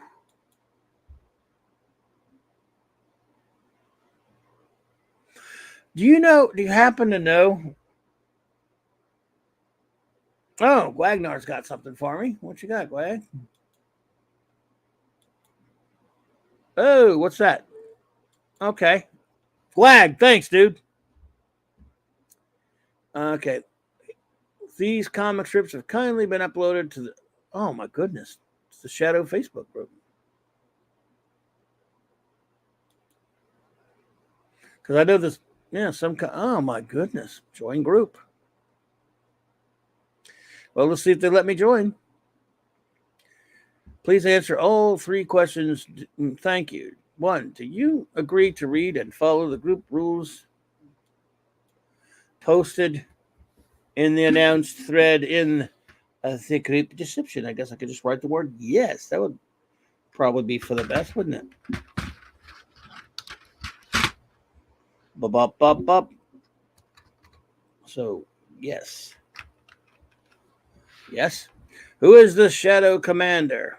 Duh, it's Straker.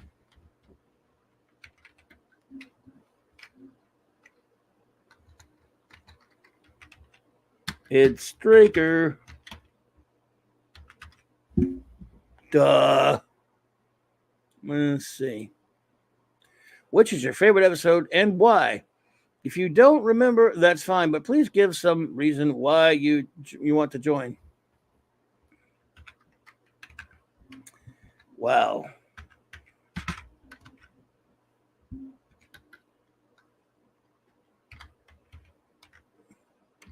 I don't know. What's your favorite episode? How do I tell? Man, I don't know how to. I don't think I have a favorite one.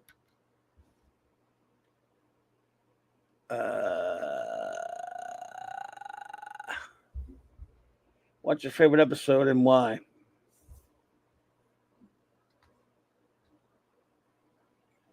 I don't know.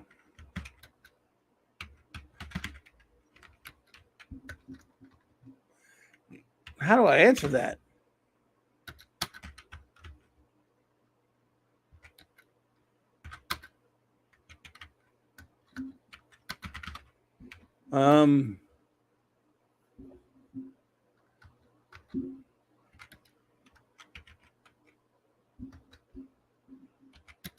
Oh man.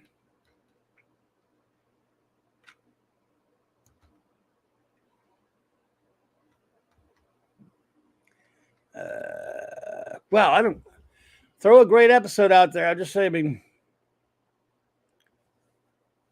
well, just scroll down. Yeah. Just scroll down, but it wants me to answer. I mean, I don't really know what I hate. I hate the stupid Facebook questions. Identified. Yeah, I'll just go with that.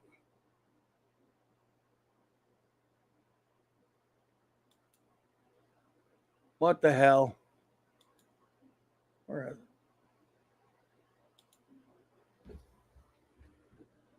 isn't identified the first episode?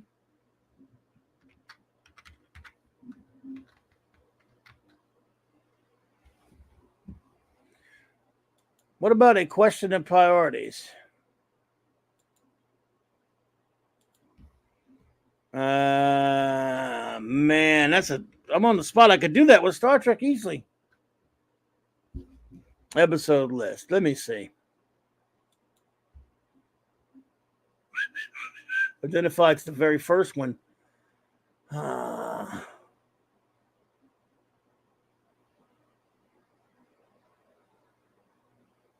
Exposed. I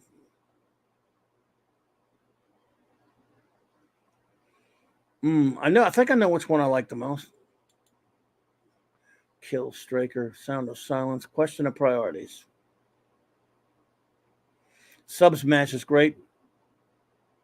I'm going to go with question of priorities.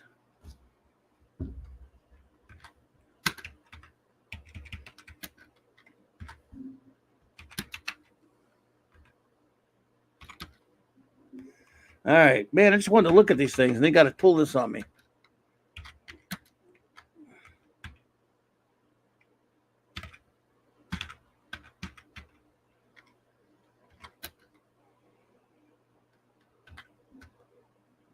That's a brutal one. I'm going to pick that one.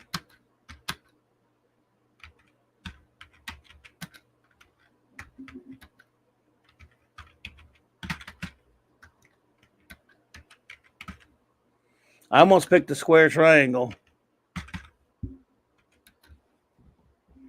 Now they're going to let me off the hook. Jesus Christ.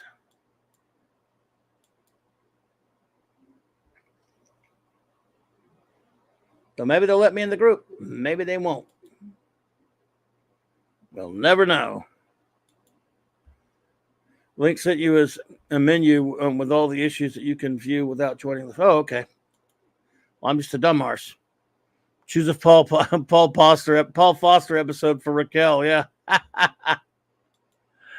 Oh, sheet. No, there you go. Thank you. Thanks, buddy.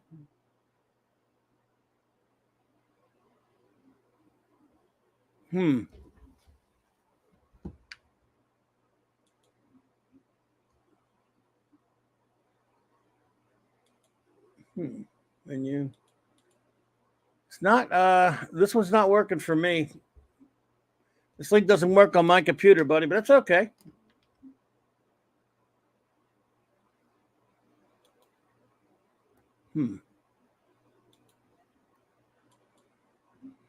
Not a problem.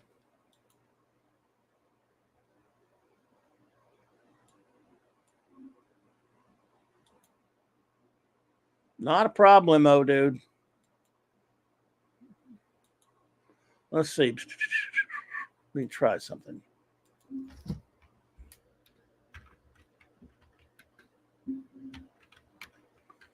No way in hell this works. No way. Nah, I didn't think so.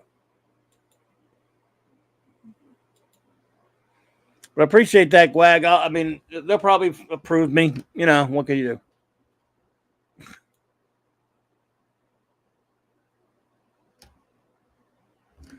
Yeah, when I don't know, when I click on it, it just brings me to a frozen like just a picture of itself. It's not a link, it's just a picture.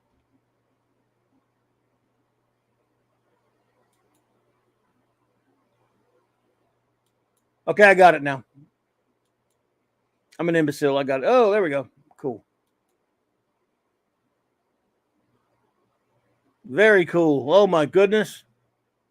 All right, everybody. Just in the off event that it's working now, Gwag. I hit the wrong button. I'm an idiot. And in the event, everybody, that Raquel doesn't know about this, Mark's not going to be here for the clubhouse this week. Unfortunately, he's got something to do. But how about we surprise her with this? If you're listening, Raquel, close your ears so we can. Just kidding. But I don't think she is. So how about we surprise her with this? She doesn't know about the UFO comics. She's going to flip the frick out. You know that, right? I think she'll love this. That is too cool.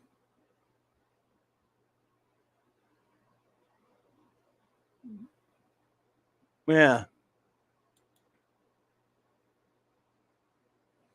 I hope to have a great Paul Foster issue.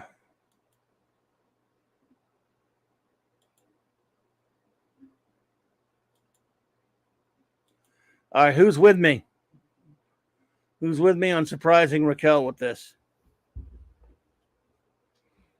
You got to be with me on this one. You got to be with me. You're either with me or you're against me. No, I'm just kidding.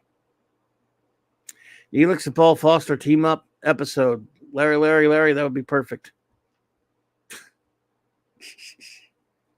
Yeah. Yes, sir. It would be.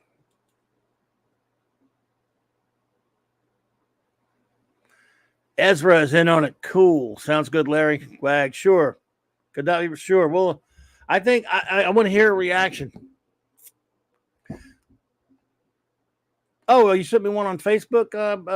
Could not be reached. I have to check that. Hang on.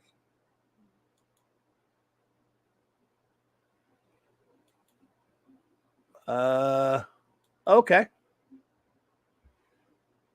Okay, you got one as well. Cool. Nice.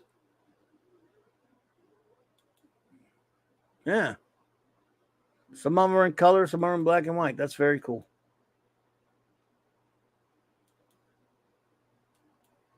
I think she'll just get a kick out of seeing them. Then she's going to want them. I'm like, I don't know how you're ever going to get these. Now, I do believe one of you mentioned, and thank you, could not be reached. I appreciate that as well. You and Gwag and Larry and all you guys. I appreciate you so much, man. Ezra, actually, I didn't find it. Wagner found it, and also could not be reached found one as well. So it was they're from an old comic from the early 70s, from that magazine Countdown, and the Jerry Anderson store online. Okay. Oh, they're selling those. Oh, cool. All right. Are they big hardcovers or something or what, man?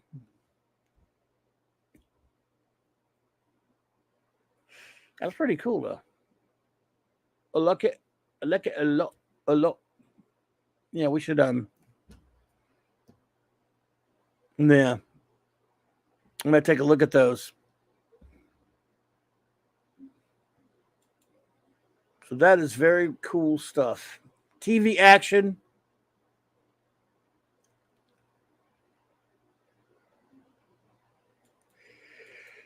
Let's see here. Let me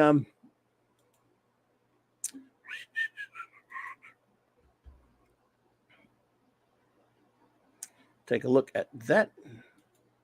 Yeah. So we'll take a look at those hardcover, 2 volumes. Oh, okay. I have the IDW volumes of those Star Trek comic strips from the Los Angeles Times, and the one with the UK stuff in it.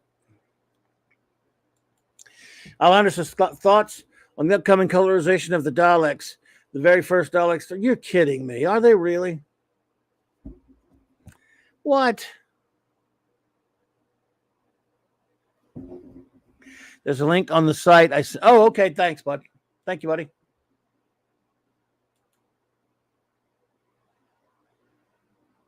New hardcover book right there in front of my stupid face. Sorry, buddy.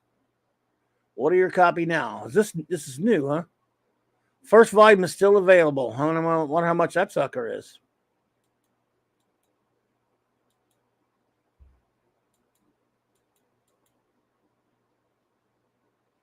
Let's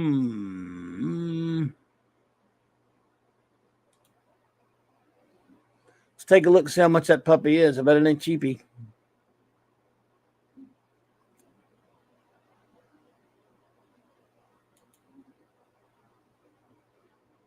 Uh, 56 smackers. That's volume 2 right there.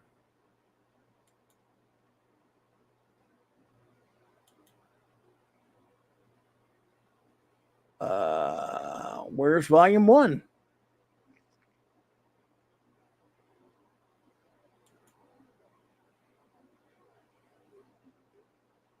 Oh, you can get get both of them.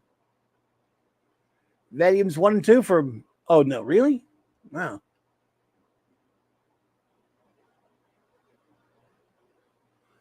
Oh, shite. They got a real deal going on there, man. I don't know. That's tempting. I can't really afford it, but that's tempting shite there. They've got. It says it's like normally $71.98 for the 2 volumes of these comics. But they got it $47.59 now. That's for both of them. Comic Anthology Bundle. It's on sale. So you're offering both UFO Comic Anthology Volume 1 and UFO Comic Anthology Volume 2 in a bundle. Buy both now and save over 23 pounds. But also in dollars here.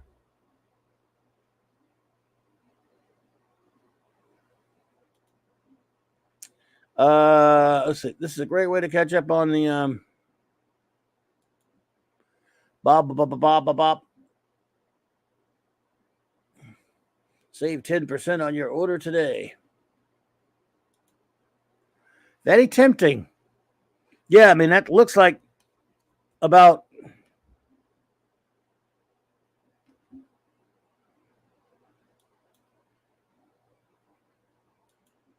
so 78 CAD, about 60 US. But here it's like under $50 for both of them.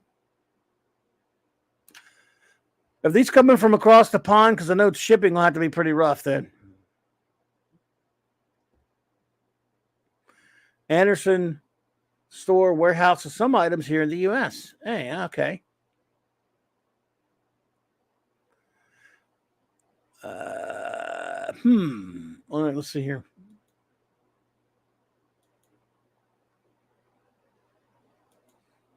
Cripes am I? Okay, here we go. Anyway, countdown and volume. Let's see. Volume 1 features 288 pages of color and black and white strips from Countdown, and Volume 2 features 320 pages of color and black and white strips from TV Action. Both books include articles and interviews by Anderson, comics expert Shaquille Vescante. I know that name. Weird, but I do. Giving the reader context and fascinating insights into the strip's history. No, I don't know that name. It sounds familiar, though. Anyway, maybe I do. I hate what timey-wimey. History, artists, and UFOs, life and comics. Based on the classic TV series, pioneer comic strips of the 70s. Wow. Never before reprinted or collected, relive each powerful adventure and discover the story behind its creation and beyond. With supporting features, blop, blop, blip. Volume 1 has blip, blip. Every UFO fan. Every strip from okay. Cleaned up and restored from original comics. Wow. Oops. Based on the classic bleep, bleep, blah, blah. Okay, features. Oh, God. And there's books. Oh, wow, man.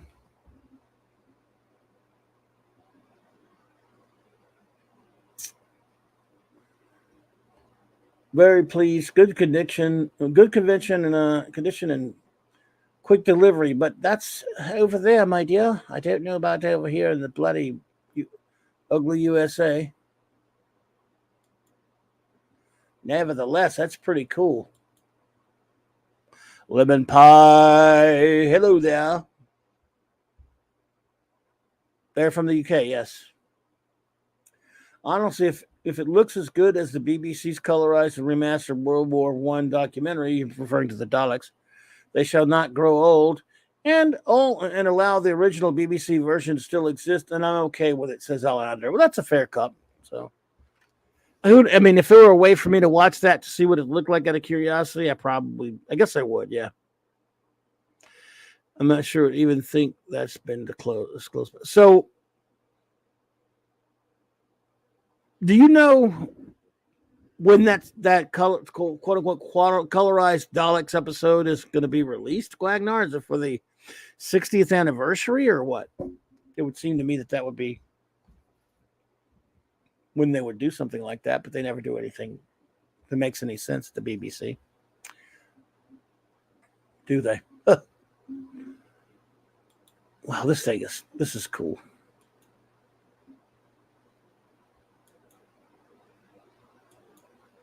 Straker. Art by John Burns, and I don't mean John Byrne from Marvel. John beat with a U.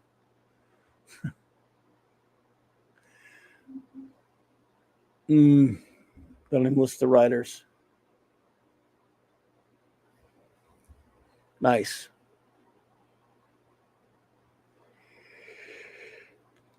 Well, that's some pretty cool stuff there, buddies. Again, you guys, I mean, we got the best info here all the time from you guys. It's on BBC 4. Okay, BBC 4, airing it on the actual 60th, the 23rd. Okay. I wonder if BBC America will get it. I don't have BBC America anymore, but they usually get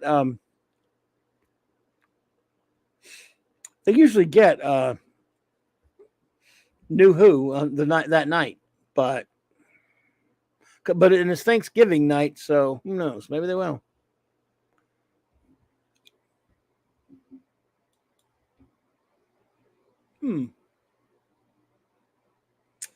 Very, very strange.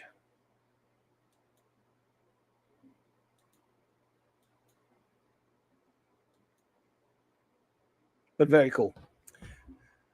So yeah, this book, I mean, damn, it looks pretty good. Maybe I shouldn't show that to Rick. I'll be accused of enabling. Mark D kind of enabling. Who and it's his job to do the enabling around here.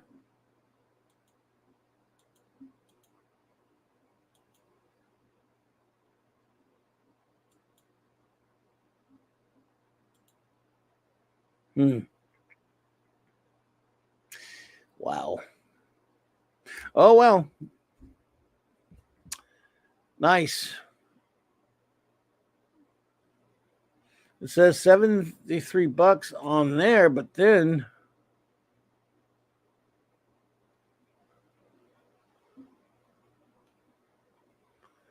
wait a minute.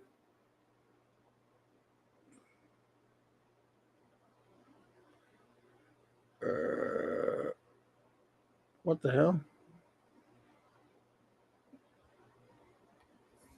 It said, what the cripes?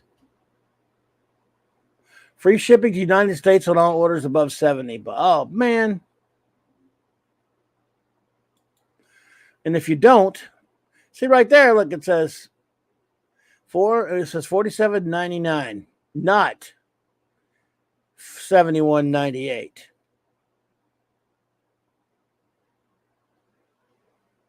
But then the shipping will be $20 if it's across, probably. Still, it's a good deal. Oh, she'll go nuts over it. Could not be reached out. You're right. Right now, who is split up on the 3 different streaming services here in the U.S.? BritBox, Max, and now Disney. Yeah, it is. Is it on Disney now? Is it on Disney now, Hunter, or is it going to Disney?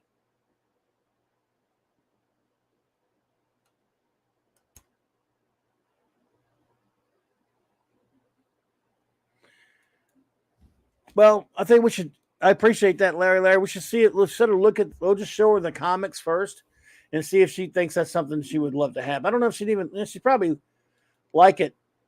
I'll have to explain to her that it's not like a regular comic that you can buy a back issue of, like the one she's been buying. I mean, you couldn't get those.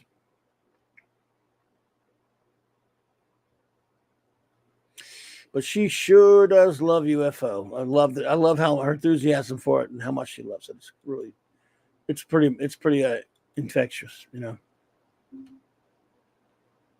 Probably playing regular. Well, you're getting 2 books, but yeah, it's still. I mean, it's not that bad, I guess.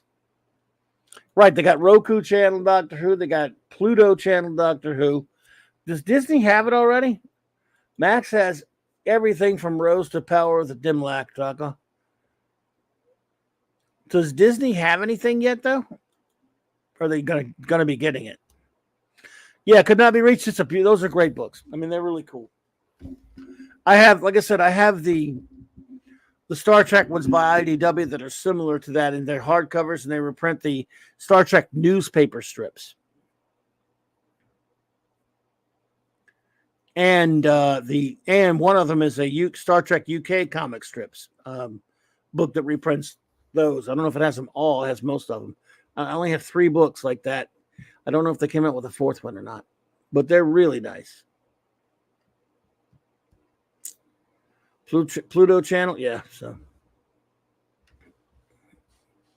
no, Roku channel has it too, though. Larry, it actually the Roku channel. I have that. It also has it, just like Pluto channel does. I think they're like the same thing, but it says Roku on one, the other one says Pluto.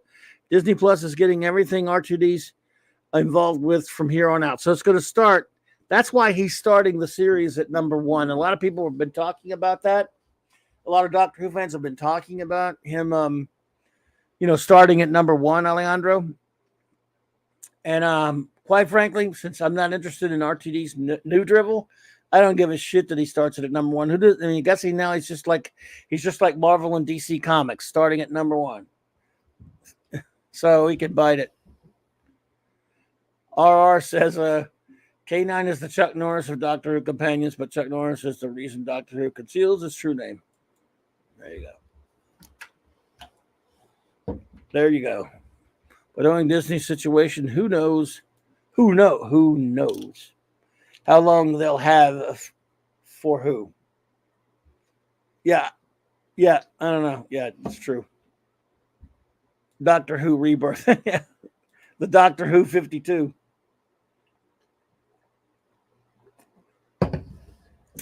Yeah. Oh, you did it right. Oh, perfect. Doctor Who new 52. Yeah. Ugh. Screw 52, more like. Yeah.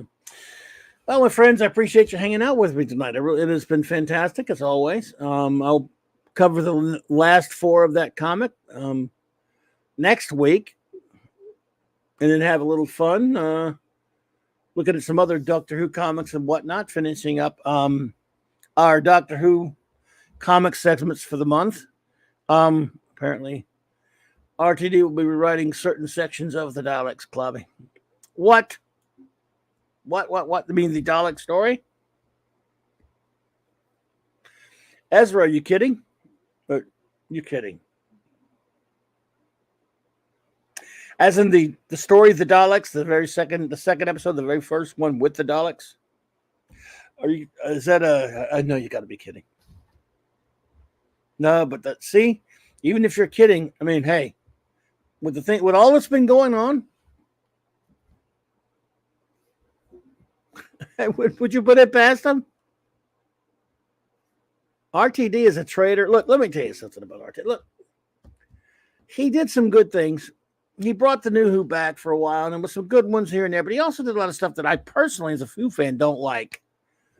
Nevertheless, it's a low bar because no one's worse than Chibi, but still, he's come out now lately and been acting like a total ass. Terry Nation died in 1997. True. Well, I'm sure it was true. I think it was 97. The Daleks voiceover from finds lines are being redubbed by Nicholas Briggs. Is that true?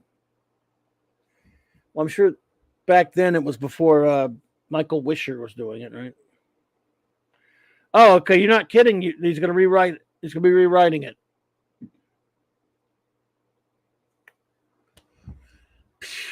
Good Lord. Okay, I thought you were just joking, Ezra, but I believe you. Look,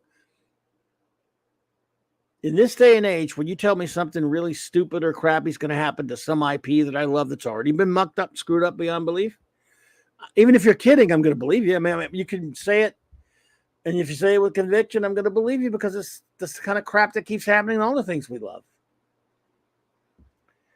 So, if you were joking, I go, okay, but I believed you. And if you're serious, I'm going to go, well, I believe you. I mean, you can't even joke, really, because you can't. Can you do anything worse than all these jackasses are doing? So I believe you, Ezra, yeah. I was just, like I said, I was just confirming that it wasn't just a joke. Hoping it would be. Not really, because it's already ruined anyway. You know, it really doesn't even matter what Russell T. Blavies does anymore. He's a jag off. RTD showed his true colors when he bitched about ITV's New Who rival Primeval over its lack of diversity back in 2007. Did he really? Ugh. I used to watch Primeval. It was all right. Lack of diversity? Oh, what was it missing, RTDDD? I don't remember the show that well. I watched the first couple of seasons of it, Primeval. It was all right. And I don't remember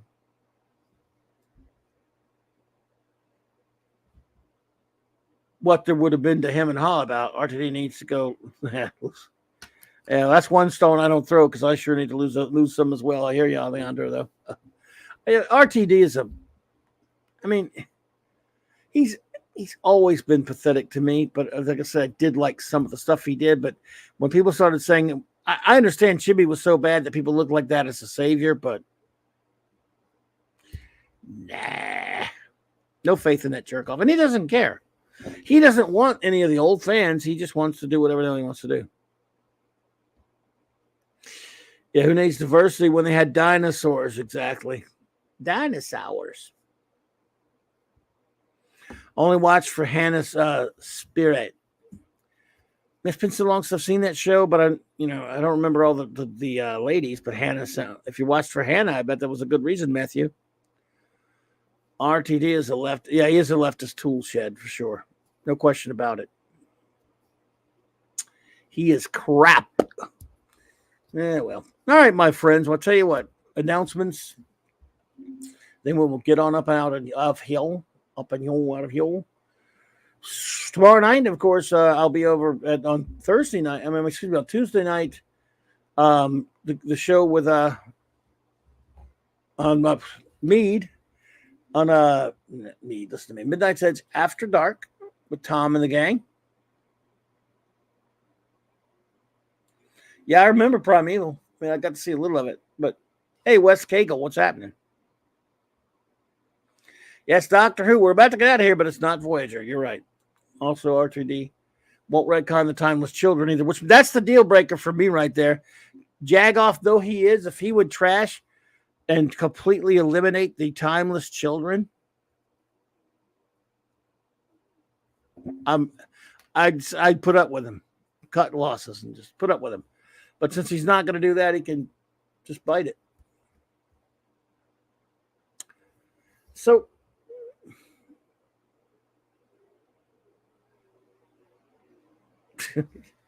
I see what you mean, Wes. Sorry about that. Where were I? Okay. So tomorrow night I'll be at Tom's great channel, Midnight Edge After Dark at 6 Central, 7 Eastern. Then I will be on the great Nick Weiser's channel on this Toxic Tuesday show. We'll be talking about Live and Let Die. Boom, boom, boom, boom. Yeah. Live and Let Die. And then Wednesday night, after being on, of course, the Loki's great channel on the comic book round table, I will be on. Where will I be? Oh, back here for Doctor Who month, 9 p.m. Central Standard Time. We'll talk about our favorite doctors and why, and maybe I'll rank mine. You can rank yours. Then we'll talk about the companions, who are our favorite companions and why. Just general Doctor Who talk. And then, of course, a week from Wednesday night, I'll count on my top 25 all-time favorite episodes of Doctor Who stories. That is, favorite stories. I should say stories. And then the Clubhouse on Thursday night. Again, I don't believe the chief engineer is going to be with us, so we might do something different. We might hold off on reviewing a Blake's episode. I'll see what number one wants to do. And then, of course, before that on Tom's show, then later. The next day on Friday, Jack Kirby's Fourth Row review on the great J-Man's channel with Sean and myself and of course, J-Man, to 7 p.m. Eastern Standard Time, and over at Nick's channel at 8:30 Central for the Comic Shop Talk, 32 Flavors of Nick Weiser with that great gang over there. And then Saturday night Star Trek, 9 p.m. Central. Same Trek time, same clubby channel. 4 more episodes of Star Trek Voyager reviewed. And then finally back on a Sunday night, again on the Mark D with a C's great channel. Sunday Night Geekery, 10 p.m. Eastern Standard Time. And then finally back on J-Man's channel for our Legion of Superheroes review show with Sean and J-Man. And so on and so on and so forth and so on. And of course, then after that we'll do part 2 of my review of Doctor Who, Star Trek Next Generation, Assimilation, the last 4 of those issues, and other fun things. You mean favorite doctor after Tom Baker says R, because otherwise people are either lying or insane. Well, he's my favorite and yours too, buddy, but I know some of our friends may think differently. We'll just have to pity them, won't we? Thank you, RR. Appreciate you. Thank you for the super chat earlier. Thank you all for being here with me tonight. Love hanging with you. You guys are the bestest ever. I will say shout out our wrenches and all of you. Of course, the great Eric K., the Bronze Wrencher. Chris Persia, Vindicator Wrench of the Great White North. Thank you, buddy. D. Bud Martin, the Wrench of Iron. Lord and Lady thought they've outlived, long live the Legion. The great J-Man. The Wrench Without Fear. Stephen Cal-El. Maddie's Daddy. Fandy Outside, and Max Redstone. And then, with us here this evening, of course, thank you so much, everybody. Gwagnar. Thanks for being here, my friend, and thank you, Larry. Wes Cagle, good. Thanks for popping in. Ezra Goldstein, shalom, my friend. Alejandro Flores Ibarra, thank you so much. It was great hanging out with you. I really appreciate you being here. RRTNZ, thank you so much for letting us share your ride with you and for the super chat. You're too kind, buddy. Thank you so much. Great to see you. Matthew Pounder, always a pleasure. Thank you for being here, my friend. Let's see who else was up and yield tonight. Good night, Beach. For further comment. Thanks for being here, buddy. Lemon Pie. Hey. Well, let's see. I got to backtrack a little bit. We're going to get everybody, though. This is how we roll around up and hill. Lasher. Good to see you, Lasher. Parker Luck. Thank you for popping in. Appreciate you. Appreciate you. Now, let's see. Markler Seth. Thank you for being here. Thanks for popping in. Good to see you. Penny, the lovely, wonderful Penny was here. Good to see you, Penny. Thank you for being here, Penny. And Keely Chow, roll that tide. Brian Hepburn was here. All right, Brian. Putin's cat was here. Let's see. Bob. I probably got everybody, but let me just be sure. Oh, Doc Fortune. Doc. And Brogu was here. See what I said? You never know. Let's see.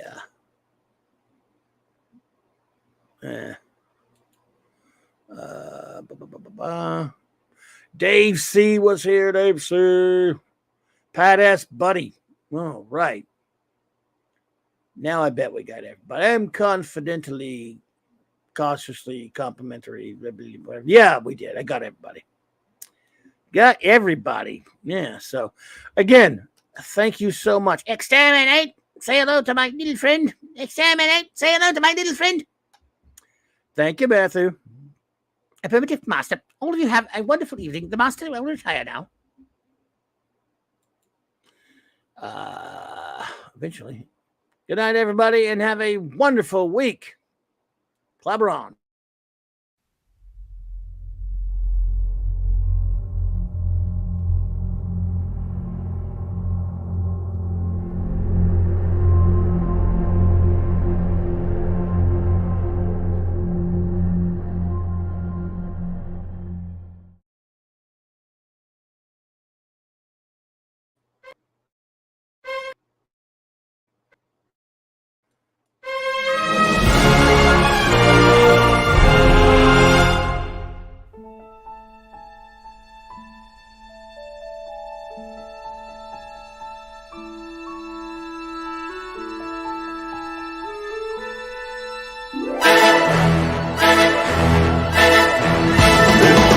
Clobberin time!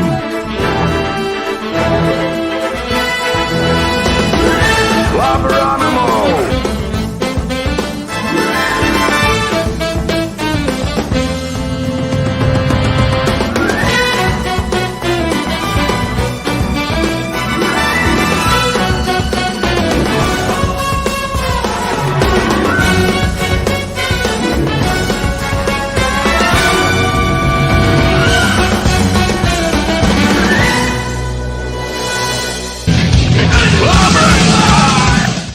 It's Clobberin time! Clobberonimo! I just love Clobberin time!